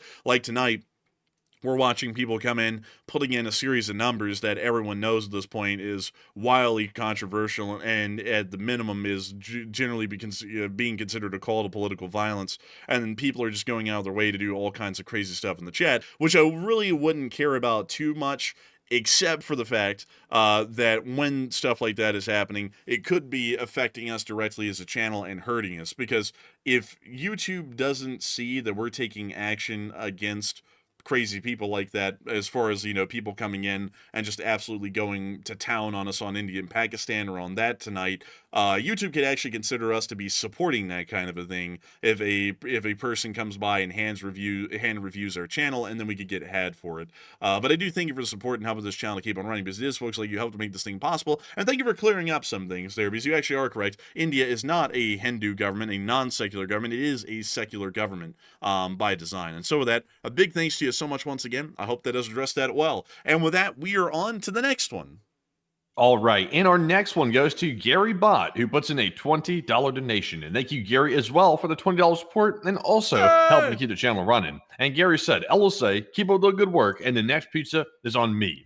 And I gotta thank you for support, Gary Bott. And I gotta say, we are keeping up that good work, and thank you for supporting the Pizza Fund. Pizza is good. Pizza is delicious, and I love pizzas. I love pizzas greatly, folks. Pizzas are the best thing in the world, and I have to say that my favorite pizza would be pepperoni with stuffed crust. A very American kind of a creation, stuffed crust is, but it's delicious. It's amazing. And did y'all know, fun fact, Matthew, where did stuffed crust come from? Who came up with it first?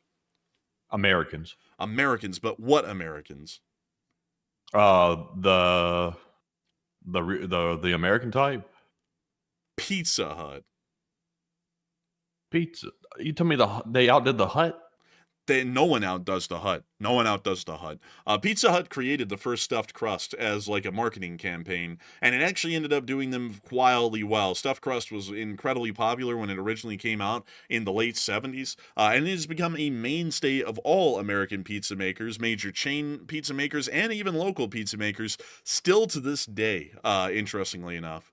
So that's actually a little interesting fact there. Pizza Hut actually made that into being. But what is also interesting is that pizza, at least in its original modern concept, actually took off more so in America than it did in Italy, which is also something that would shock a lot of people, because Italian foods are a very regional kind of a thing. And so pizza, if I'm correct, let me go pull this up.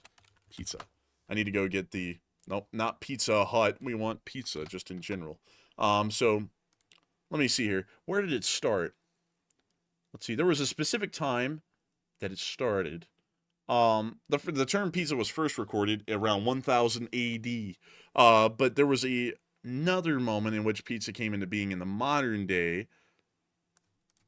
And also, by the way, one second, folks, let me show this here to y'all. Pizza is a very different thing in the olden times than what it is today. Do y'all want to see an illustration of a man with pizzas selling them on the street? Those were pizzas. Oh, it's a flatbread. It's a flatbread. Yeah, it's a flatbread pretty much with toppings on it. That was the original pizza. When pizza came to America, it became a lot more gaudy, is the best way to put it. Pizza started to gain a lot more toppings and a lot more things on them. And let me see here if I can get y'all. The New York style pizza would generally be the first. A lot of Italian immigrants that came to America would first arrive in New York. A lot of them would stay. The pizza originally developed largely out of New York City, although there are other significant cultural developments in pizza's history, such as Chicago and Detroit, which came up with their own styles, like the Chicago deep dish and the Detroit style pizza. But the New York style is the most popular of them all, even in Italy. And a lot of the Italian pizzas are actually inspired by the New York style pizza. So the interesting thing was, pizza first existed in Italy, I believe around Genoa. Those immigrants came to the United States, generally arriving in New York City. They then developed and evolved their pizza because of cheaper ingredients here in America, such as tomato sauces and cheese, as well as meat toppings, into the pizzas that we see today. And then in World War II, it came full circle when those Italian Americans returned back to Italy in the in the Allied invasion of Italy, and then during the military occupation by the United States and Italy. The Americanized form of pizza was introduced back to Italy, and then it became a mainstay across the entirety of the country of Italy, and then it took back an Italian flair to it. So it's a little bit interesting how the evolution of pizza happened like that.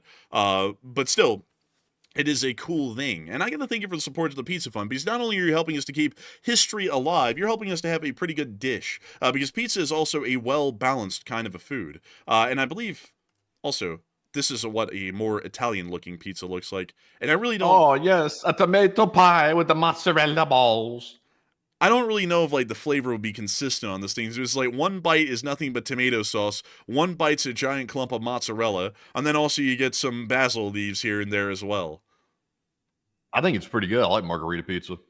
I like it when it's evenly spread, you know, where you get, like, kind of like a consistent flavor across the whole thing, but that doesn't look bad at all. Let me see here. Let's see here. What is this?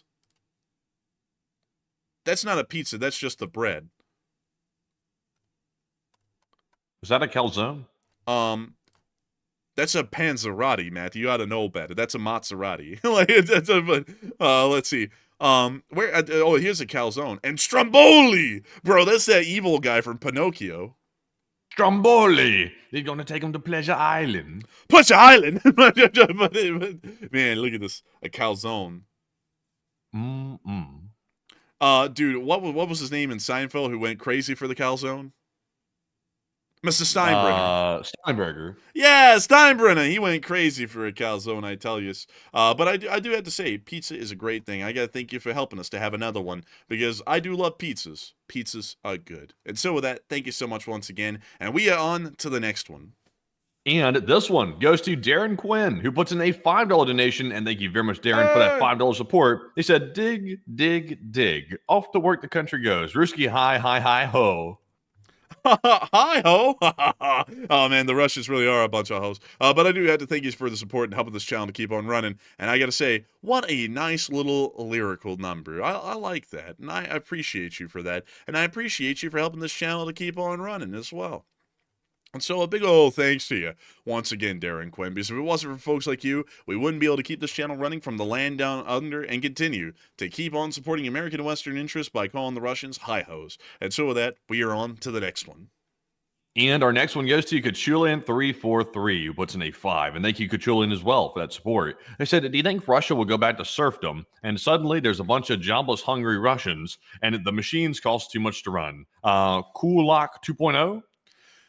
Good question. I'd have to say that I think there's never going to be serfdom again. One thing that will happen, though, is that there's going to be a complete repeat of the early 90s after the collapse of the Soviet Union in Russia, where it's just absolute mayhem. It's a PvP lobby, is what it's going to end up becoming. Because this sort of thing doesn't produce serfdom. The government's not going to be able to keep control on this kind of thing. Government control is going to be heavily weakened, and the upkeep of order is going to decrease greatly, meaning that there's going to be a lot of rampant crime everywhere in the country. So I think that's what the result's going to be. And we're probably also going to see more unrest in the Caucasus Mountain area. And so with that, I thank you for the support and helping this channel to keep on running. I hope that does address that quite well, in my opinion. And also, Philip said, it's ironic America thinks of Italian food of having tomatoes when tomatoes originate from South America. It's a little bit wild how all things that are considered European these days really didn't come from Europe. Like, Ireland is always known for potatoes. Like, that's a big thing with the Irish, is the potatoes. And the potatoes are a tuber that came from South America as well. And nobody even liked them when they came originally. Did y'all know that people in Europe believed that the potato was actually a poisonous tuber when it first arrived?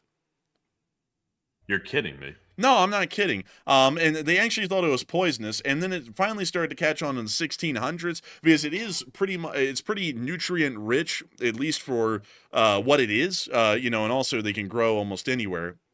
So then they became fairly popular, heavily popular on the British Islands, or the British Isles, and then also in some parts of Europe. But that's a wild thing. And also, I believe if I'm correct, if I remember rightly, there are also some other things that are from the Americas that are considered to be inherently European these days that are not. And I can't really remember them. But it's an interesting thing with that. Also, they used to believe that tomatoes were also poisonous too. And also, Cody Fred said, it is in the nightshade family. That is true. Actually, potatoes are in the nightshade family. But as long as you're actually eating the potato itself, it's not poisonous. I actually think that the leaves of a growing potato tuber are poisonous. I'm not really sure on that one. But anyways, Matthew actually has some experience with nightshade. Tell him, Matthew. I don't really want to be honest. Oh, okay. Well, anyways, with that, I hope that addresses that well. But yes, nightshade. You don't want to eat anything in the nightshade family. Nightshade is bad. But still, thank you so much once again. I hope that does address that quite well indeed. And with that, we are on to the next one. All right, and our next one goes to PDog90, who puts in a $10 donation. And thank you very much, PDog, for that $10 support. They said, do you know the origins behind stuffed crust? Yes. So, back in the day, there was a little bit of a race going on between the major companies in America to produce a good pizza, or a pizza that would be economically competitive. And of course, back then, even in the late 70s, the main competitors during that time, although there are some more today, was primarily Pizza Hut and Domino's. Those were really the two major pizza chains in America during that time. And also, Pizza Hut was also competing with pretty much every other restaurant in the restaurant category for business. So Pizza Hut wanted to generate more revenue and more income for the company, and so they wanted to come up with different styles or different types of pizza that would be exciting enough that they would bring in customers off the street to eat at the Pizza Hut restaurants. Because back then, drive-thrus really weren't the thing. It was more so sitting in and eating. So what Pizza Hut did is that they developed the stuffed crust in the late 70s as a promotional campaign to get people into Pizza Hut to eat their pizzas. And it became so popular, it stopped becoming a limited edition item within that first limited edition run and became a permanent feature on the Pizza Hut menu. And it was actually patented, I believe, originally, at least the way that the stuffed crust was originally created, because it wasn't created by hand. It was actually, I think, pre-created, and then, you added the toppings to it and then cooked it, kind of like everyone still does these days. But beyond that, after the patent to the process to creating the stuffed crust lapsed, every other pizza company in America then picked up some form of stuffed crust variant because it was just that popular. And trying to provide the demand would make sure they would have a market share in the stuffed crust pizza category. But that's generally where the stuffed crust came from, was from Pizza Hut back in the late 70s. And there was also a whole bunch of other things that came from Pizza Hut, like innovations in the pizza realm for the large part. But I hope that does address that well, at least with the history of where stuffed crust pizza came from. It's an inherently American thing, really overly American. But let me go pull that up. Let me make sure that I'm saying that correctly. Stuffed crust pizza. Oh, wait a minute, I got it wrong. It was actually introduced in the 90s. And no way, folks, y'all are not going to believe this was originally marketed in a commercial with the current president. Isn't that wild, folks? Isn't that crazy? It all comes full circle. I'll tell you what. Let's see here. You know they had Gorbachev in a commercial in the 90s.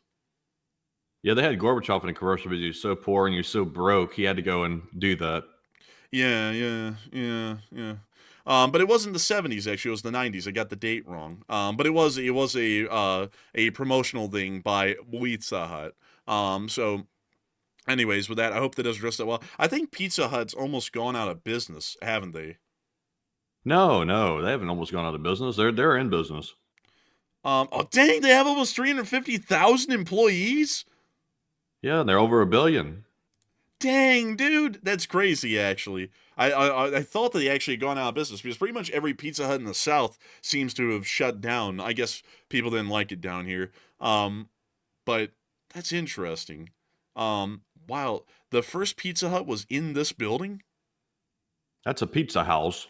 Bro, that ain't no pizza house. That's a pizza shack. Man, it could have been we'll see here, the trap house for it turned into the Pizza Hut. Bro, they were stuffing the crust with something else back then. But let's take a look at these. Oh, this is in Santiago, Chile. Oh, like Santiago Flores. Hey, shout out to look, there's one in Lahore, Pakistan. Look, Lahore. Look at that. Let's see here. Kingston upon Hill in the United Kingdom. Pretty cool. Hull. Paris, France. Paris. In Armenia. That's cool. That's pretty neat. Armenia. And in Saudi Arabia. Yes. Do you know they have a mobile McDonald's in Saudi Arabia? Why is there a bubble in you? But yes, I did. You know there's a mobile McDonald's in Saudi Arabia? Did you know that? Yes, I did. They brought it out for the president when he was over there recently. Yes. Have to give the unhealthy. There's nowhere you can go without the unhealthy. Man, you gotta have the Maccas. I honestly don't. I can't eat McDonald's for too long. Matthew and me can. Like, you can literally taste the sodium in the stuff, and it also starts giving you some pretty bad side effects, like after a while. But with that, I hope that addresses it well. Thank you so much once again for support, and I hope that answers where the stuffed crust came from. And with that, we are on to the next one. And our next one goes to Nightmare Before Christmas, who puts in a $5 donation. And there wasn't a creature stirring in the house, but Nightmare Before Christmas was crawling around. They said, I think the U.S. has been given good info on an actual Russian attack on NATO, and more weak posturing by the USA is basically giving Putin a green light in LSA. I would say that's largely the case at this point.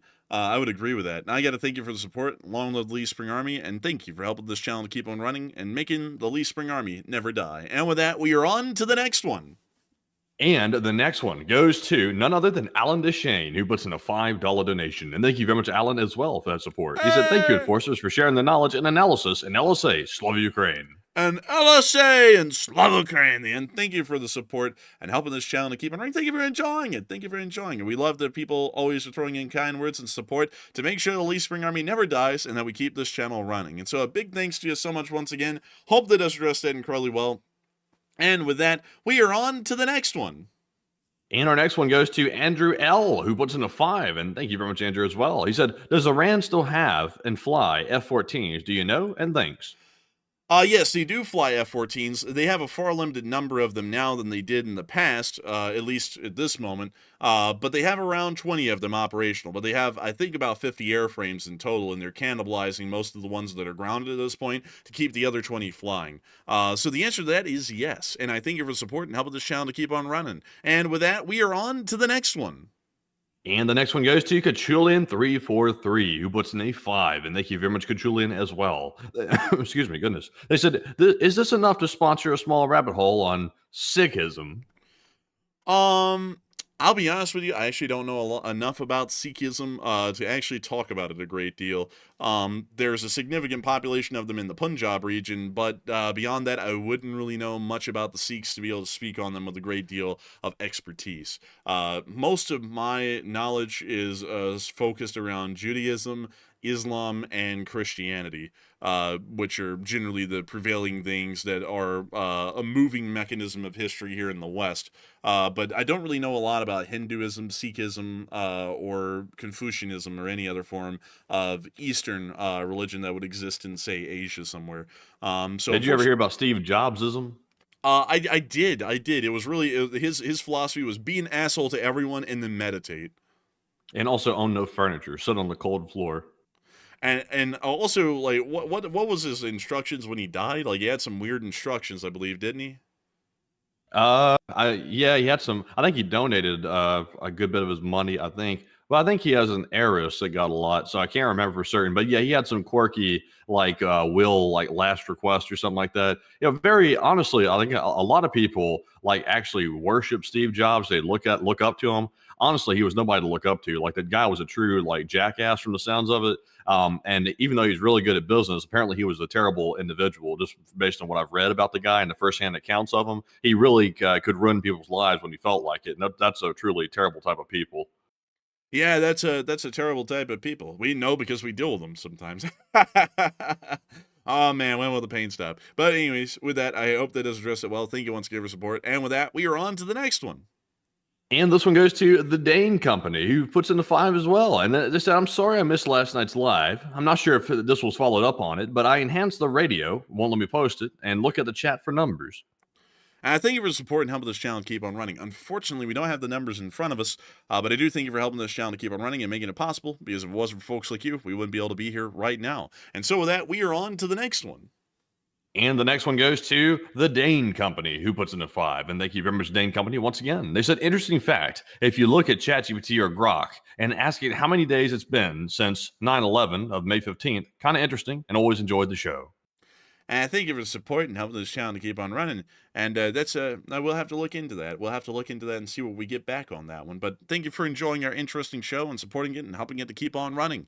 And with that, we are about to be moving on to the next one. But before we do, I have to say, someone really quickly said something interesting. Someone said, let's see here. See a lot of people saying great things about the Sikhs, which is good to hear. Monster Lab said, Machiavelli's traits, which is, ooh, those are a tough one to deal with, especially when you have like a narcissist plus a Machiavellian plus a, what was the other one, Matthew? A psychopath. Yeah, psychopath. When you combine those three, you end up with something called the Dark Triad, which apparently is the most dangerous kind of people who exist out there. Ooh, spooky. But those kind of people do exist, and they are tough to deal with. Let's put it that way. So you know, like I that's all I could say about that, folks. But they are exhausting, and having personal experience with people like that. Not really a big fan of those kind of people at all. You know, like I've had life-changing experiences here behind the scenes over the past few years running this channel with people like that, and really have started to change a lot of my outlook on the world. You know, especially with how to deal with people sometimes, because when you start dealing with people like that, you start to realize that they have no boundaries at all, and they will go out of their way to try and destroy your life if they can, just for the fun of it, and they don't even really care in the first place. So, you know, it's a really, you know, it's a really sick kind of a thing. But anyways, I understand that Matthew might know more a little bit about those dark triad sorts of people. Matthew, would you like to weigh in? I just know that they're very dangerous. Like most people you'll find that are Honestly, generally, the types that would generally fit into that type of dark triad personality, based on the research I've done, because I've done a lot of research in it because I have a personal interest in the topic of psychology, is once again, the three traits are psychopathy. That's number one, narcissism, which is like a grandiose sense of self, and also Machiavellian traits. So basically, that means I'll get it at whatever means it takes to get something. In other words, the ends justify the means. That's the type of thinking that type of person has. And there's no empathy whatsoever with people like that. They don't have feelings toward other people. They're antisocial. They don't like fitting in, and they'll pretty much do anything they can to get their kicks on trying to destroy people. That's the way those type individuals operate. Really, honestly, the people that fit that model are people like Putin, Hitler. They have no empathy. They're in positions of power, and they're willing to do anything under the sun to keep that power, even if it means throwing family members under the bus, friends under the bus, etc. That's what they do, and they're very dangerous.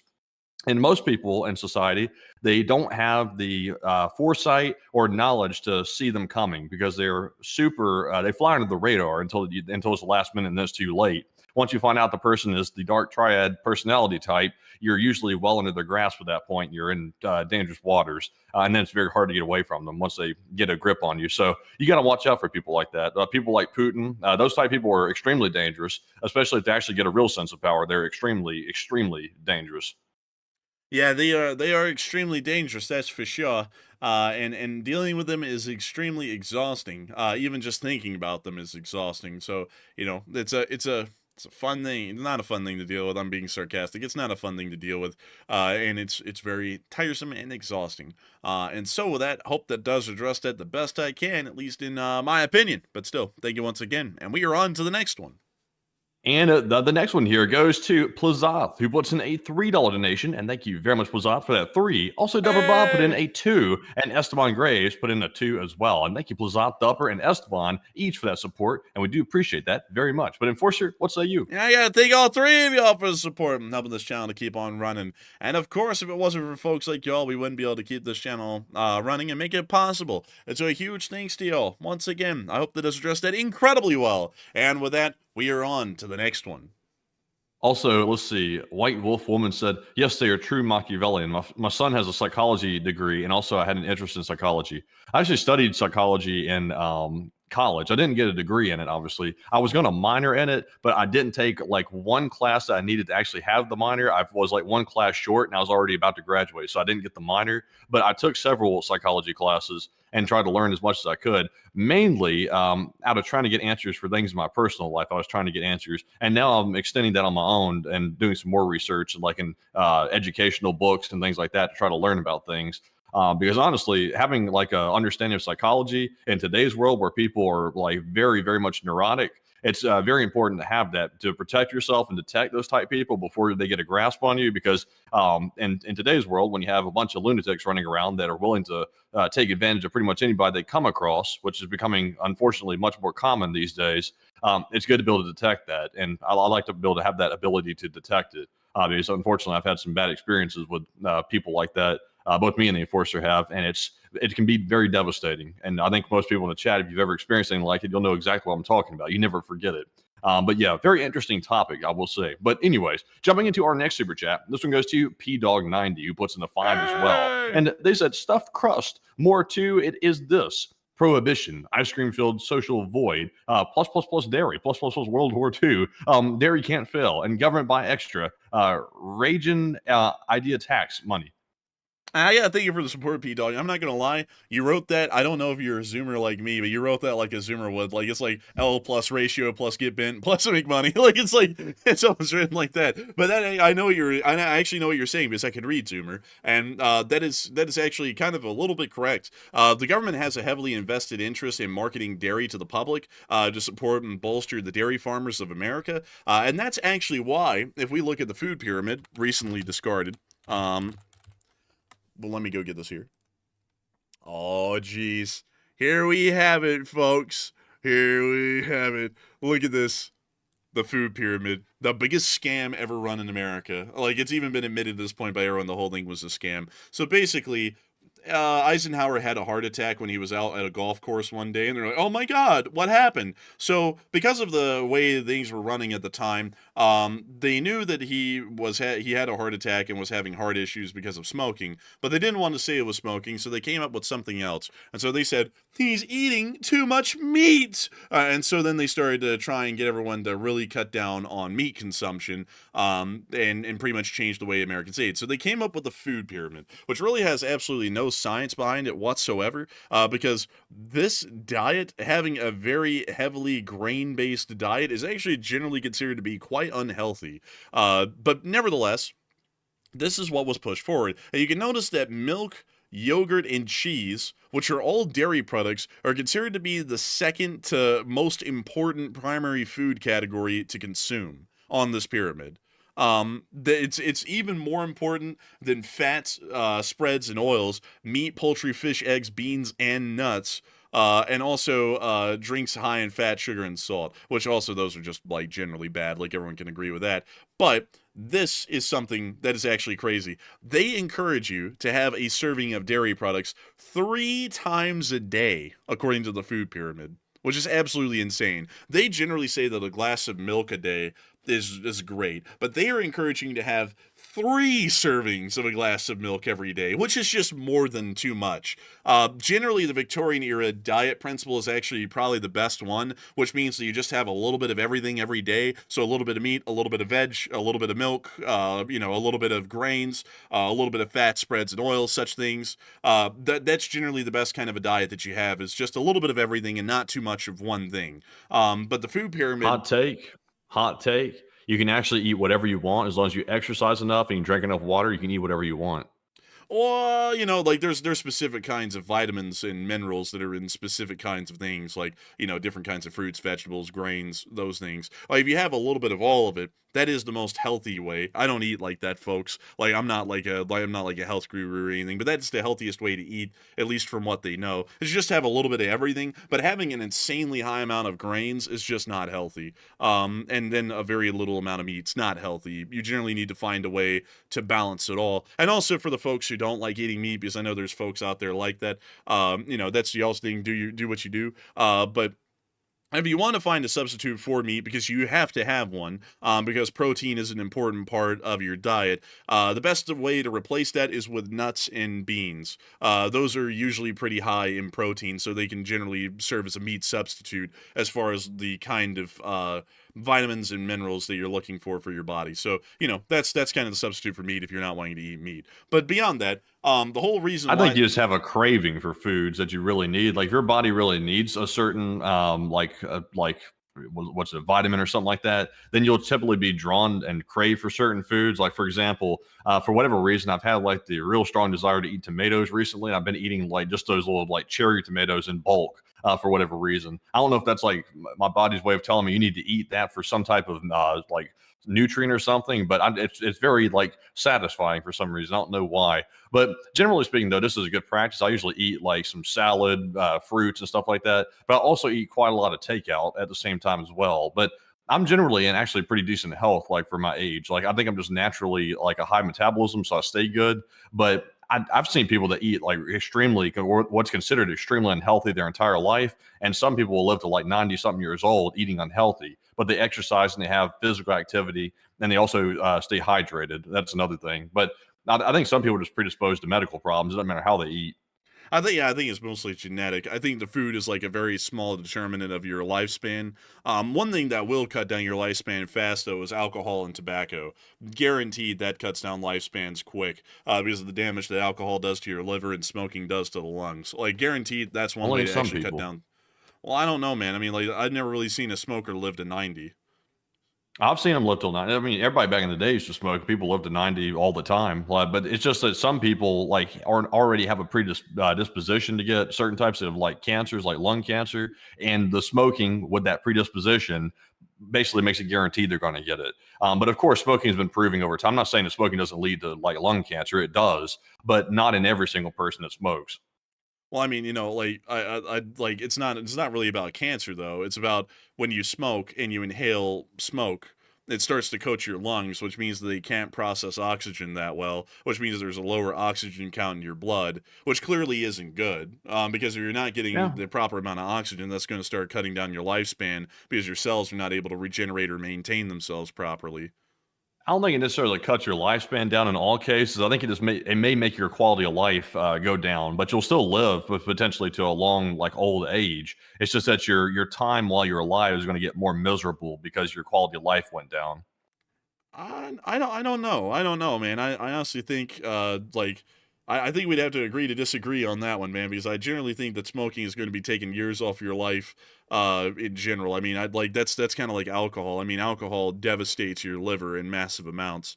And so if you're just a heavy drinker, you're guaranteed your liver is giving out.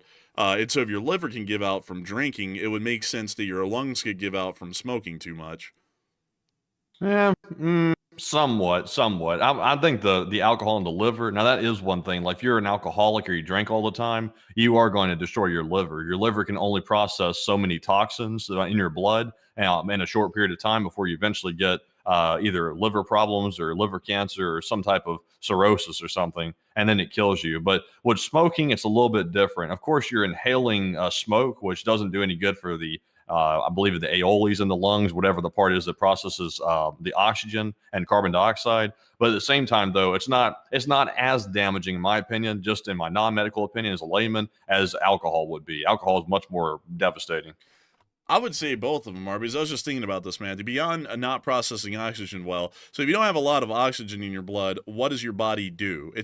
Your heart starts pumping faster to circulate the limited supply of oxygen around quicker to try and supply more oxygen, meaning that your resting heart rate is going to end up being higher. With your resting heart rate being higher at all given times because of a lower oxygen intake due to the coating of your lungs from smoke inhalation, that means that you're eventually going to see that your heart wears down at a faster rate, meaning you're probably going to be suffering from heart attacks or congestive heart failure a lot earlier on in life, meaning that would cut down on your lifespan about as fast as as drinking would, really, if you do it in large amounts. Maybe so. Do we have any docs in the chat? I'll be curious to see a doc's opinion on that because I'm just saying my layman's opinion, which is based on nothing but just like what I think, which is pointless, honestly. But yeah, I'll be curious to know. Also, Hassanul Islam said smoking is worse. He said he is a doctor, and he said smoking is worse between the two. Smoking is worse, yeah. Why is smoking worse? If the doctor wouldn't mind explaining. And also someone said, this is not medical advice. Hell no, it's not. We're not doctors. Like, I can promise you No, that. I'm just like, this is like a person's opinion on the street. It's worthless, basically. This is just idle chit chat, folks. This is not. I'm not Dr. Enforcer here telling you what's healthy and what's not. I generally just say avoid them both. But and that's not medical advice. It's just my own personal, homegrown advice right there. I wouldn't do either. But beyond that, let's see if there's more doctors in here. Let's see. It may take time for a doctor to get in here, and so with that, we are going to be moving on. That's what I said at the hospital too. When I had to go to the hospital at one time, the doctor didn't show up for an hour, and I said, "Oh, the doctor will eventually get here while they're dying." I said that like I almost said that like we were in a hospital. I said, "Oh well, the doctor will eventually get here." But anyways, with that, we are on to the next one. Also, disclaimer, just to make this extremely abundantly clear, nothing we say is to be construed as medical advice. We are not medical doctors. We are laymen, and we're simply discussing our opinions on the matter, which is basically worthless, just to make that clear. But anyways, moving on to our next super chat. This one goes to LSA Sergeant Figman, who puts in a 2. And thank you very much, Sarge, for that support. They said, LSA, hit the like button. That's in order. And hit that like button. That is in order. And I got to thank you for the support, LSA Sergeant Figman. And of course, drumming up the LSA to hit that like button and subscribe, because we are doing amazingly here for the likes. We've gotten over 3,000 likes tonight, which is absolutely impressive. And so with that, I hope that does address that incredibly well. And with that, we are on to the next one.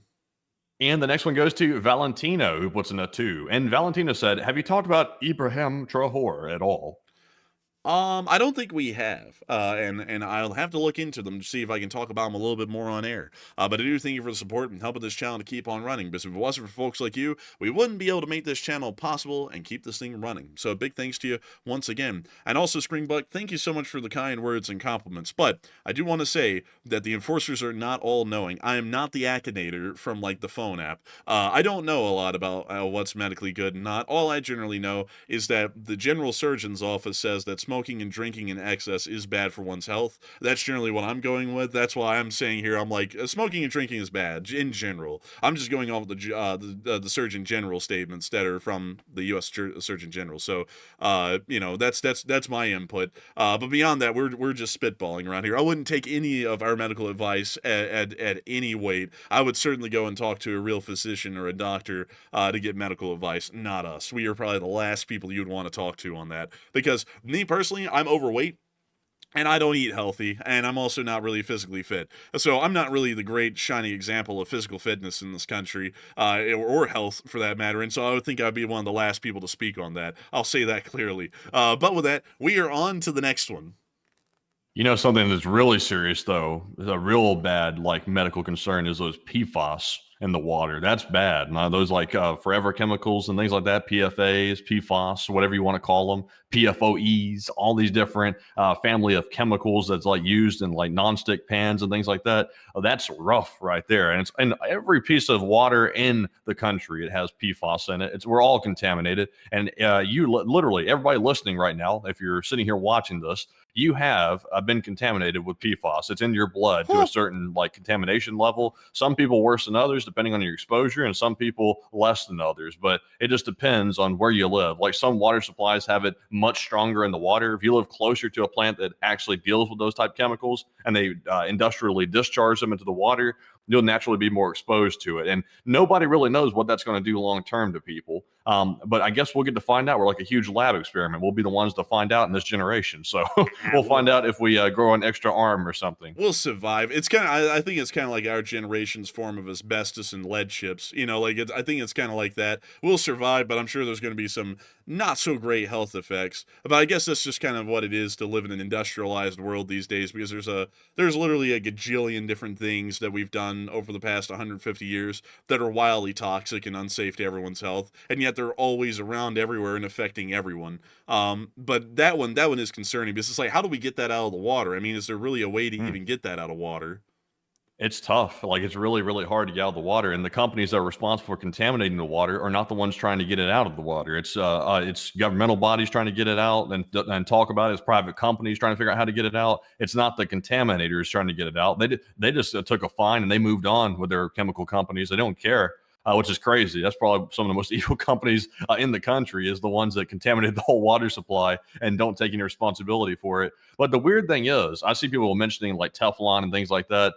Teflon in itself is not the contamination. It's the chemical that's used to produce that chemical that is actually the problem. I believe it's called C8, if I have it right. I might be mixed up a little bit. I'm not a chemist, but there's a chemical that's involved with it that's actually the one that is really, really dangerous for people, and it's not supposed to be ingested at all. And it was a chemical that was used to actually produce and synthesize the nonstick coating, which is what the weird part is. So I think they've changed it. They've moved away from that chemical and moved to a different one that's slightly chemically different. But I think it has some strong concerns with it as well, the new one. So it sounds like it's passed the buck a little bit. But it's just like the chemical industry in America is probably one of the most ruthless, unaccountable industries anywhere in the world. It's really crazy. I would agree. It really is a crazy thing what those DuPont companies do. Oh, those DuPont companies. What is PFAS, man? Is that phosphate? No, it's not phosphate. It's like poly something. I don't know the whole name. Oh, dagnabbit. I was thinking it was something to do with fertilizers. Anyways, with that, I hope we addressed that somewhat well. And anyways, with that, we are on to the next one. And with that, it's now time to move on to our live chat questions proper. And tonight, we have the Morse code decoders of the stream. We have Cliff Simonson, Mark Hodges, Earl, Kevin, Paul, Shell, David, Her Royal Fluffiness, Ariel Carbo, Joni Dog, and Norm Pritchett. They said the Morse code says Russia is once again running circles around us, and the U.S. is just letting them. What a shame. And LLT, LSA. And ding, ding, ding, ding, ding, ding, ding, ding, ding, ding, ding, ding.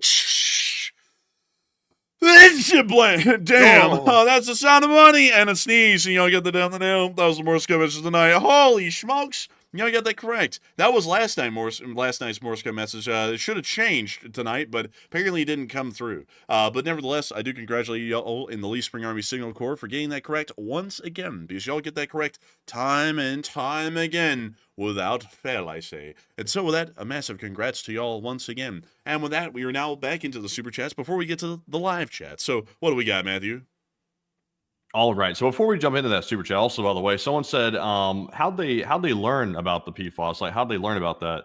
It's actually a fascinating story. There was a chemical plant of one of the major chemical companies in the United States, and it was actually just like a few miles away from this farmer's land where he kept cows.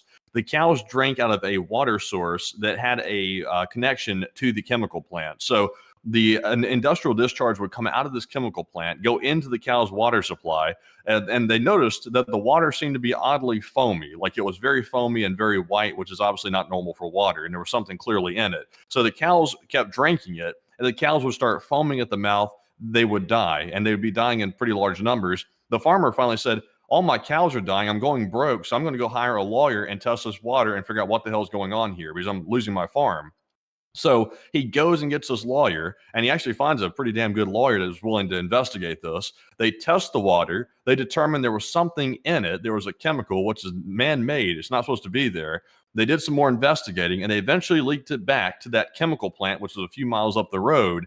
It turns out, I think it was a DuPont plant, I believe, but don't quote me on that though, because I don't want to say something that's not 100% true. I believe it was a DuPont plant, but it could have been another chemical company.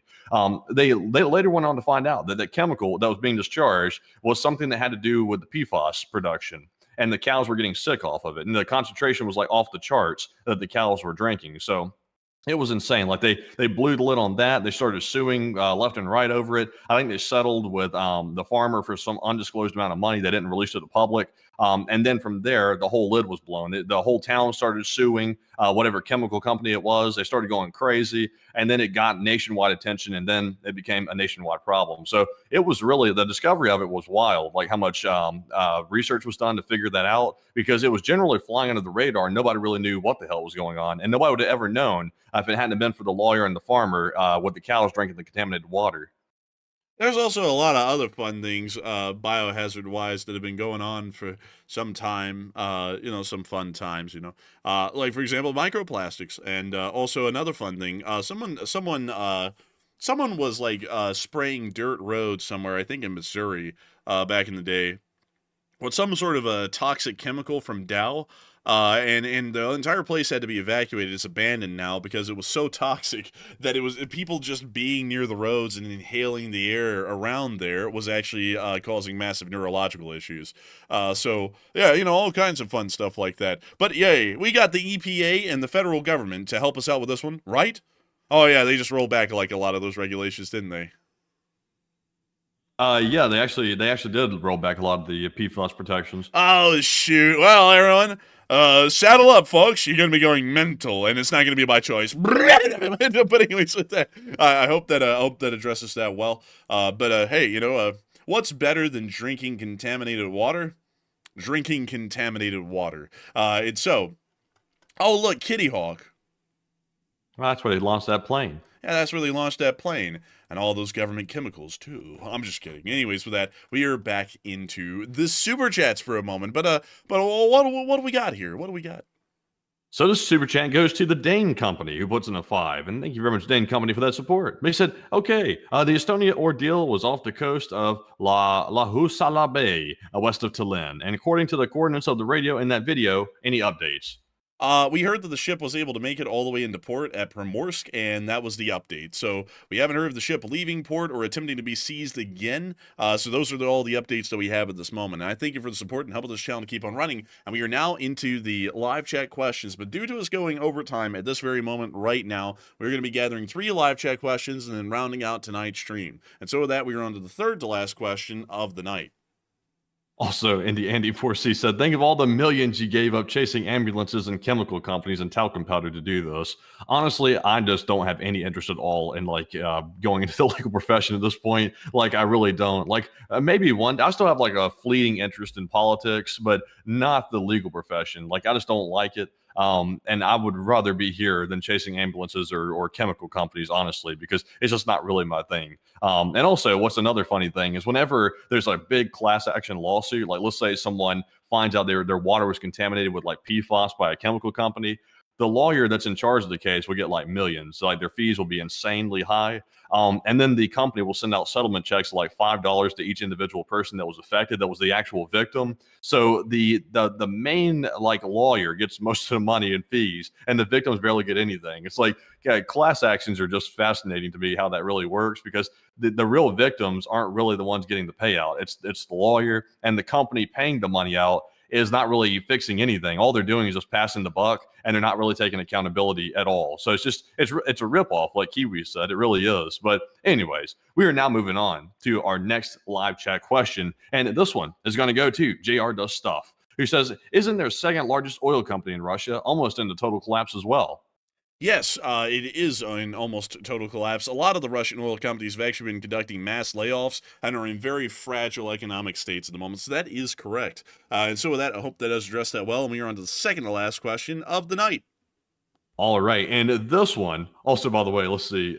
Cody Fritz said, I got a $5 coupon for some tuna because they were shorting us. Honestly, I think the biggest settlement check I've ever gotten for something that was a class action involved something having to do with my iPhone. I can't remember what it was about, but it was something that had been messed up with the iPhone. They said they had gypped people or something. I think it got like a $40 check, which was like, I was like, oh my God, like a $40 check. I was expecting like a 90-cent check or something like that. But I was like, oh, $40. I'm like, that's crazy.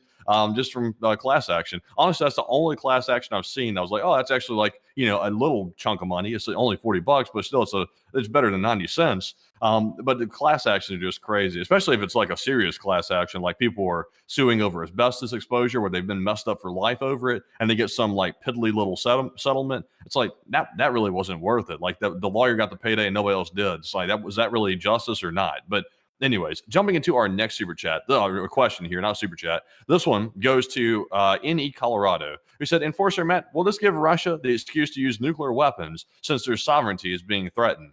I would say not really. Their sovereignty has been threatened at the same level throughout the entirety of the war, and there's no critical situation where their nation is about to be defeated and capitulated to where they will be able to use nuclear weapons, because an internal economic situation cannot really be directly accredited to an existential threat to the sovereignty of the state by an external power. That's more of an internal domestic situation. So I'd largely say no, although they could try and stretch it to make that work, it most likely wouldn't. And so with that, I hope that does address it the best I can. And we are on to the final question of the night. And so, who's like the last person to throw in the lucky last question of the night?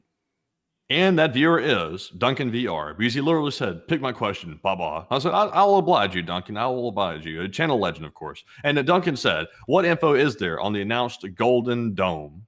I haven't heard any updates on that since that apparently came into being for, I think, $500 billion or something along those lines, really cutting down on costs. I haven't heard anything about that since, because I think that is a little bit beyond ambition to cover the entirety of the U.S. with an Iron Dome system, which just makes no sense. Like, why does Colorado need an Iron Dome? Like, why? Or Nebraska? They're not even near anyone. Like, we're gonna get some Iron Dome. Gonna get some Iron Dome here in America. I'm just an Iron Dome. Oh my God! It just let's take the concept that we put into place in Israel. A very good, potent system, unless there's a little glitch with it occasionally where a missile happens to hit a very populated area just suddenly. Let's take that system, which is a very small country in Israel, and let's put that over the humongous landmass of the United States, and let's quadruple times 100,000 the cost of it, and let's see how that works. Let me get this here. How many Israels is America? Give me that. Dude, I turned into that guy from that barbecue buffet place. I said, give me that. The Iron Dome works for this area in pink. We're going to make an Iron Dome we're going to make Iron Dome systems in a volume big enough to cover all of Why is it tilted? Hold up, let me get a different one. We're going to make one to cover everything in red. Does that make sense to y'all? No, it doesn't. It just doesn't make That's sense. crazy. And also, let's see, Israel only takes up like a sliver of Alabama. That is wild. Zoom in for a second. Let's see, it's only like a swath. It's like down to Mobile barely, and then it's like that is like barely any space at all. Israel is tiny. you want to see how tiny it is? Birmingham is the size of Tel Aviv. That's really wild. That's not a lot of land at all. No, that's not a lot of land at all, dude. Think about it. A drive from Montgomery, Alabama to Birmingham, Alabama, you've literally drove all the way from Tel Aviv to the Dimona Nuclear Research Facility in the desert.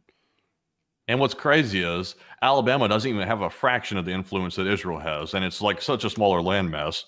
Yeah, it's crazy, man. We don't even have like a lot of diamonds either. So imagine how small the Gaza Strip is, dude. Because let me, if we type in Palestine, oh yeah, we actually can type it in.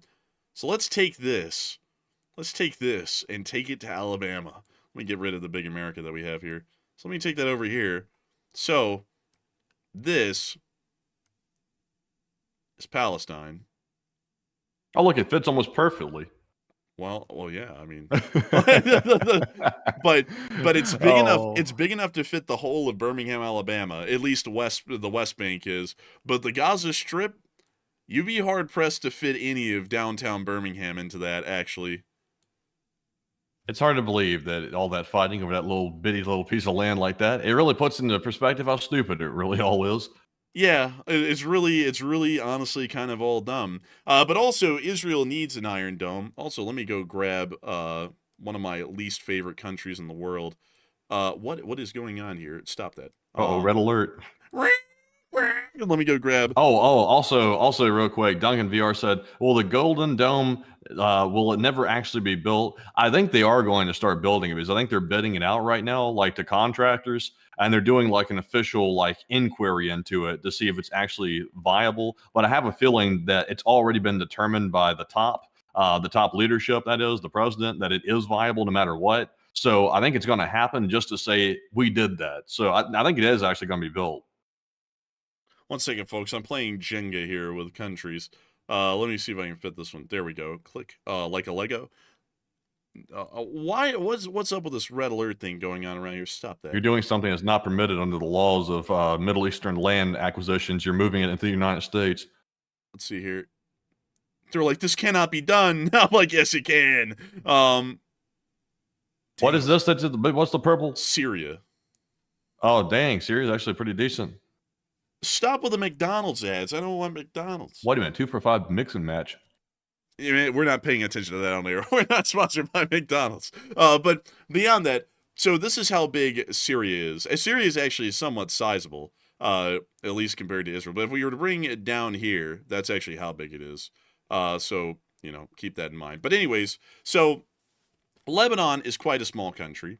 So pretty much whenever y'all hear about this war that's going on in between Israel, Hamas, and Hezbollah, the whole thing is contained in an area slightly smaller than a third of Alabama. Like, the whole thing is contained within an area about that big. And then when you hear about the Syrian...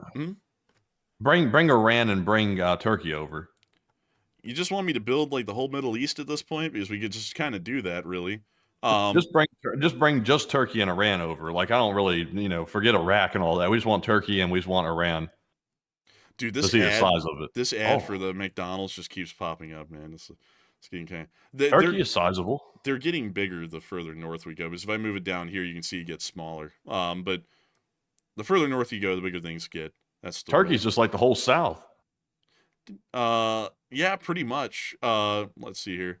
Bing, there we go. Oh, not like a glove. What the hell? That's supposed to fit. You're getting the Mercador production.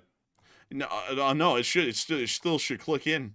Like, I don't know what's going on here with that. Like, it's like they simplified the border of Turkey. Do you notice that? Like, it's much more simplified than the actual border they have with Syria over here. Huh. Bring over Iran, though, while you're at it. Okay, all right. So let's bring over Iran. We're literally building the Middle East over the whole of the U.S. Holy crap.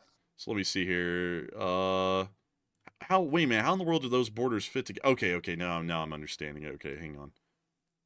Click. Can you put it like over? Like, don't worry about connecting. I want to see how it is. Like, how many states is it encompass? Like, put it over the west. So they're. Oh, you want over the western U.S.? Yeah. Oh, look, Iran's descended on Denver. So it goes all the way from Denver down to Houston, just about. Damn. So Iran would be taking almost the entirety of Texas. They'd be taking Albuquerque. They'd also be taking up Salt Lake City. So they're taking the Mormons. That would not work. Bro, that just would not work. No, that would not work. No. You know what, dude? You know what? We might as well just build the rest of it over here. Why not take Iraq? Like, that's the logical next step. So we just click that on in right here. Uh-oh, Iraq. They pulled up. They're pulling up and taking Richmond. They're taking Norfolk. They're taking South Carolina, North Carolina, taking Biltmore. They're actually like decently large. It's really wild that Syria, I thought Syria was pretty large, but yeah, Turkey and Iran are like actually pretty damn huge. Yeah, you know, and what's even more interesting, dude? Let's go grab Jordan.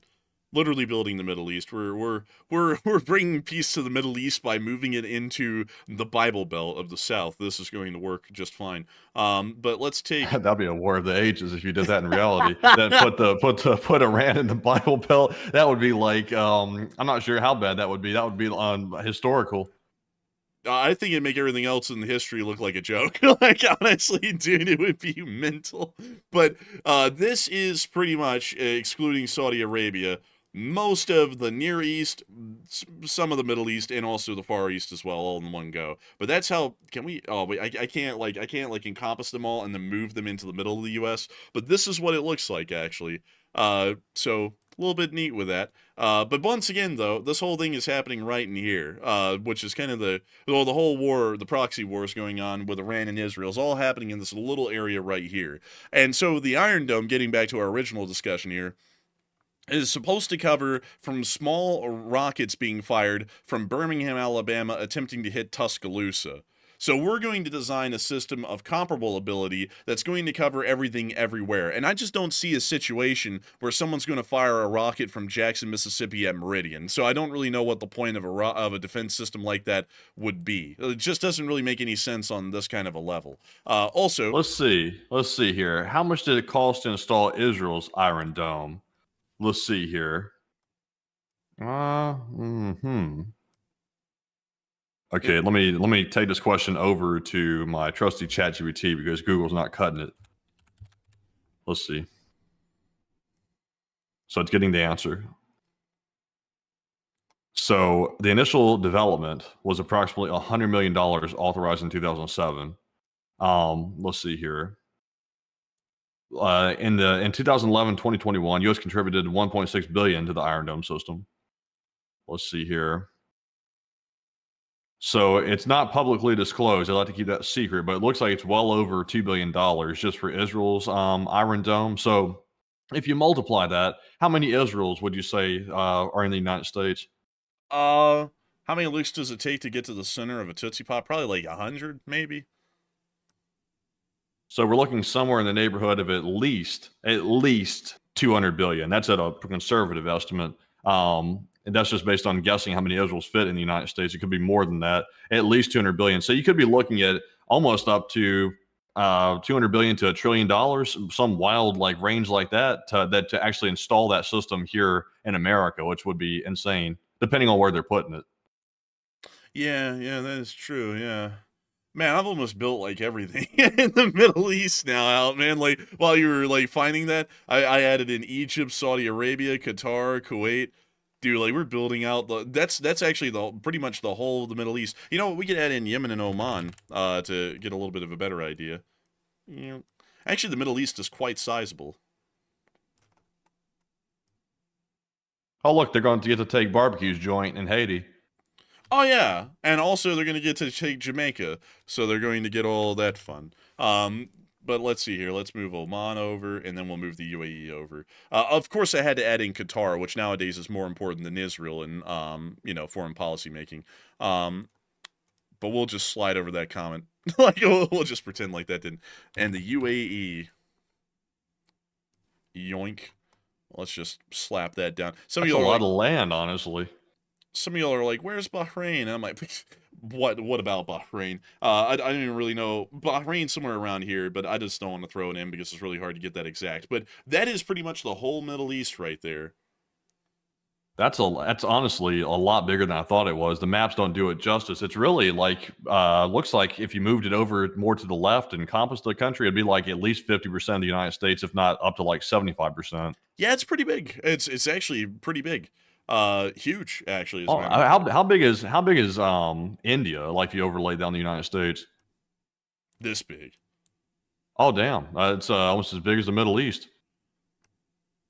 Actually, it's smaller. Huh. Take Africa and put it over all that. I don't think I can grab like Africa as a continent. Let me see if I can. Oh, you can't grab continents on those? Yeah, I can only grab countries. Oh, okay. So we could take. I don't know why they put China aside. Take China. Oh, damn. What are the coffee beans? What is this? They just keep stopping me for ads. I respect the grind of this website, man. They are like dedicated to AdSense. Okay, so that's the size of China over the U.S. Pretty big country.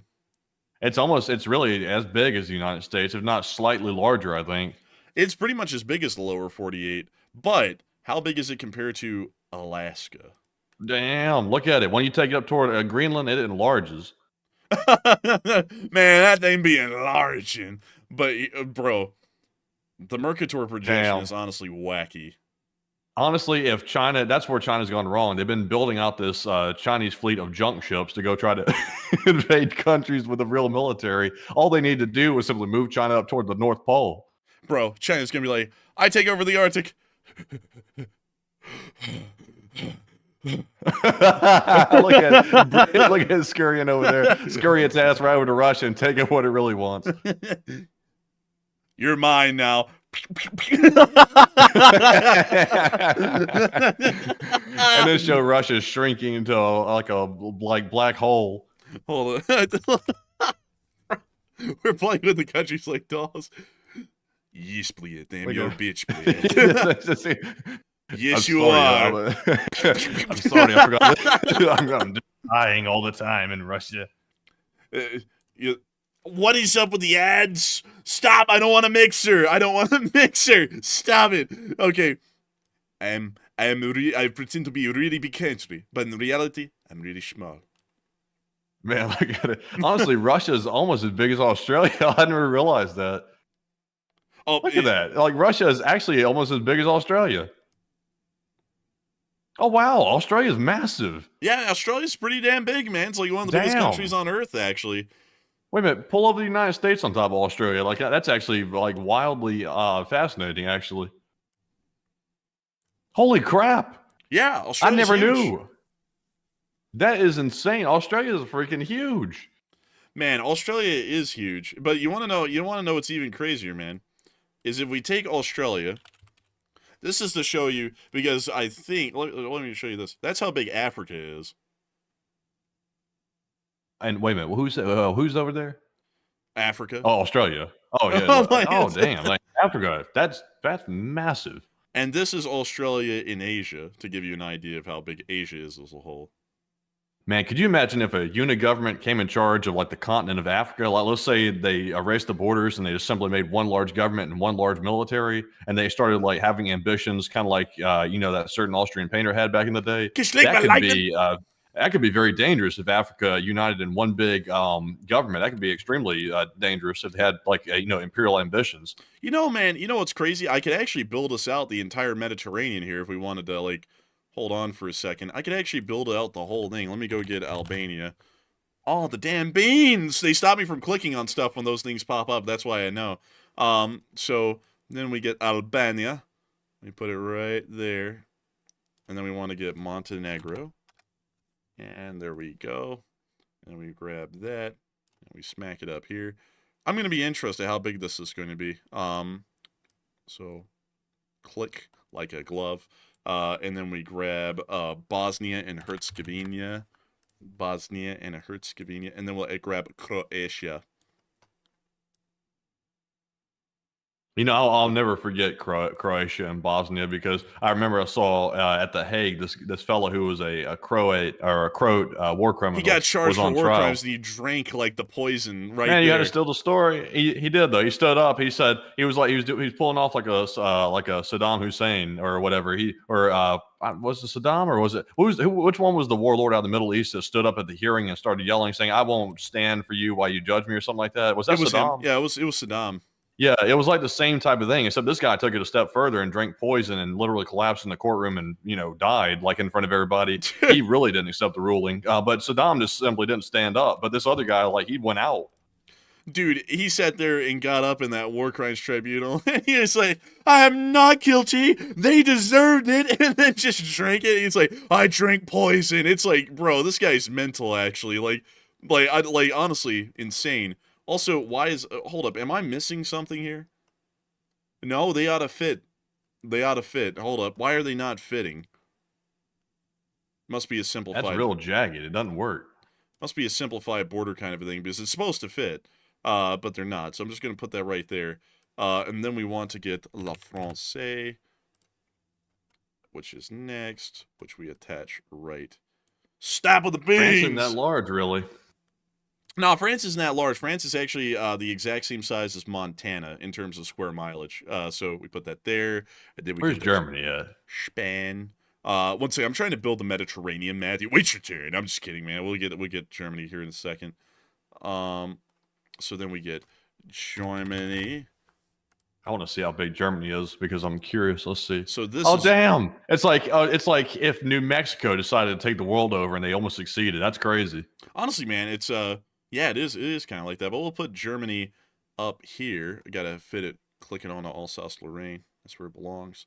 There we go. So Austria and Switzerland are missing, but that's fine. We're not trying to work on them. So Libya is next. Because I'm trying to build out the Mediterranean, show you how big the Mediterranean Sea would be if we superimposed it over America. Sadly, I just can't grab the Mediterranean, so I've got to build the whole thing around it. And then we want Tunisia. The Middle East, it really is like they're really some big real estate owners, like compared to like Europe and other places. Like they really have some large landmass. It's Yeah. just a shame though. They really can't govern their landmass very well because it stays in constant civil war and chaos. But if they could govern right, they've got a lot of real estate to work with. We're almost done. And after this, we're going to have to round this thing out because we went way over time doing this. Click. And then finally, Morocco. Let me go get Morocco. Because we're just making the Mediterranean, folks. There are countries that we are, of course, missing here that would be elsewhere. But click. That is how big the Strait of Gibraltar is. It's about 8 miles across. But beyond that, that is the Mediterranean Sea, if we were to put it over the U.S. That's what it would encompass. That's actually interesting. Honestly, I'm just shocked by the size of Middle Eastern countries, except for I'm even shocked by Israel and Gaza. Like those are shocking in themselves as well, like for how small they are. And then the other ones are massive. But the biggest thing I'm shocked by is Australia. Like you move anything over Australia and it's like the same size, China, Russia, anything. So let's take Australia, and now let's compare it to how big. So that's how big Australia is compared to this whole swath of the Mediterranean that we've made. And really, Australia is about the size of the United States. Yeah, it's a wild thing, really. But anyways, folks, I hope y'all enjoyed this little segment here at the end. A totally unplanned one, but I had fun making the Mediterranean thing that exists over the U.S., so I just sat there and went nuts, actually, doing that. I don't know why. We wasted like 20 minutes on air doing that, but I hope y'all enjoyed it nevertheless, because it was fun to do. Nevertheless, it is time for us to round out tonight's stream. And I've got to thank you all so much once again for watching. It has been an absolute honor and a pleasure to be able to do this with all of y'all and to be able to cover the news with a peak viewership tonight of 9.1 thousand people and 65,000 people watching the stream before this show ended. We were entirely honored and appreciative. And if y'all do enjoy, please make sure to subscribe. Crazily enough, this segment here got us the most subscribers tonight. I'm not even kidding. Like building the countries over the U.S. got a lot lot of subscribers. We might have to turn this into an actual content stream. Nevertheless, I thank you all so much once again for watching. And of course, we will see you all tomorrow at 10 p.m. Eastern Time to cover the next 24 hours of news from around the world. And also, if we have enough news, I will be on a video tomorrow telling you all about it in the Short War summary, because it is my day tomorrow. It's my day, fellas. And so with that, good night, good luck, take care, stay safe, Slava Ukraini, and long live the Lee Spring Army. The Lee Spring Army will never die.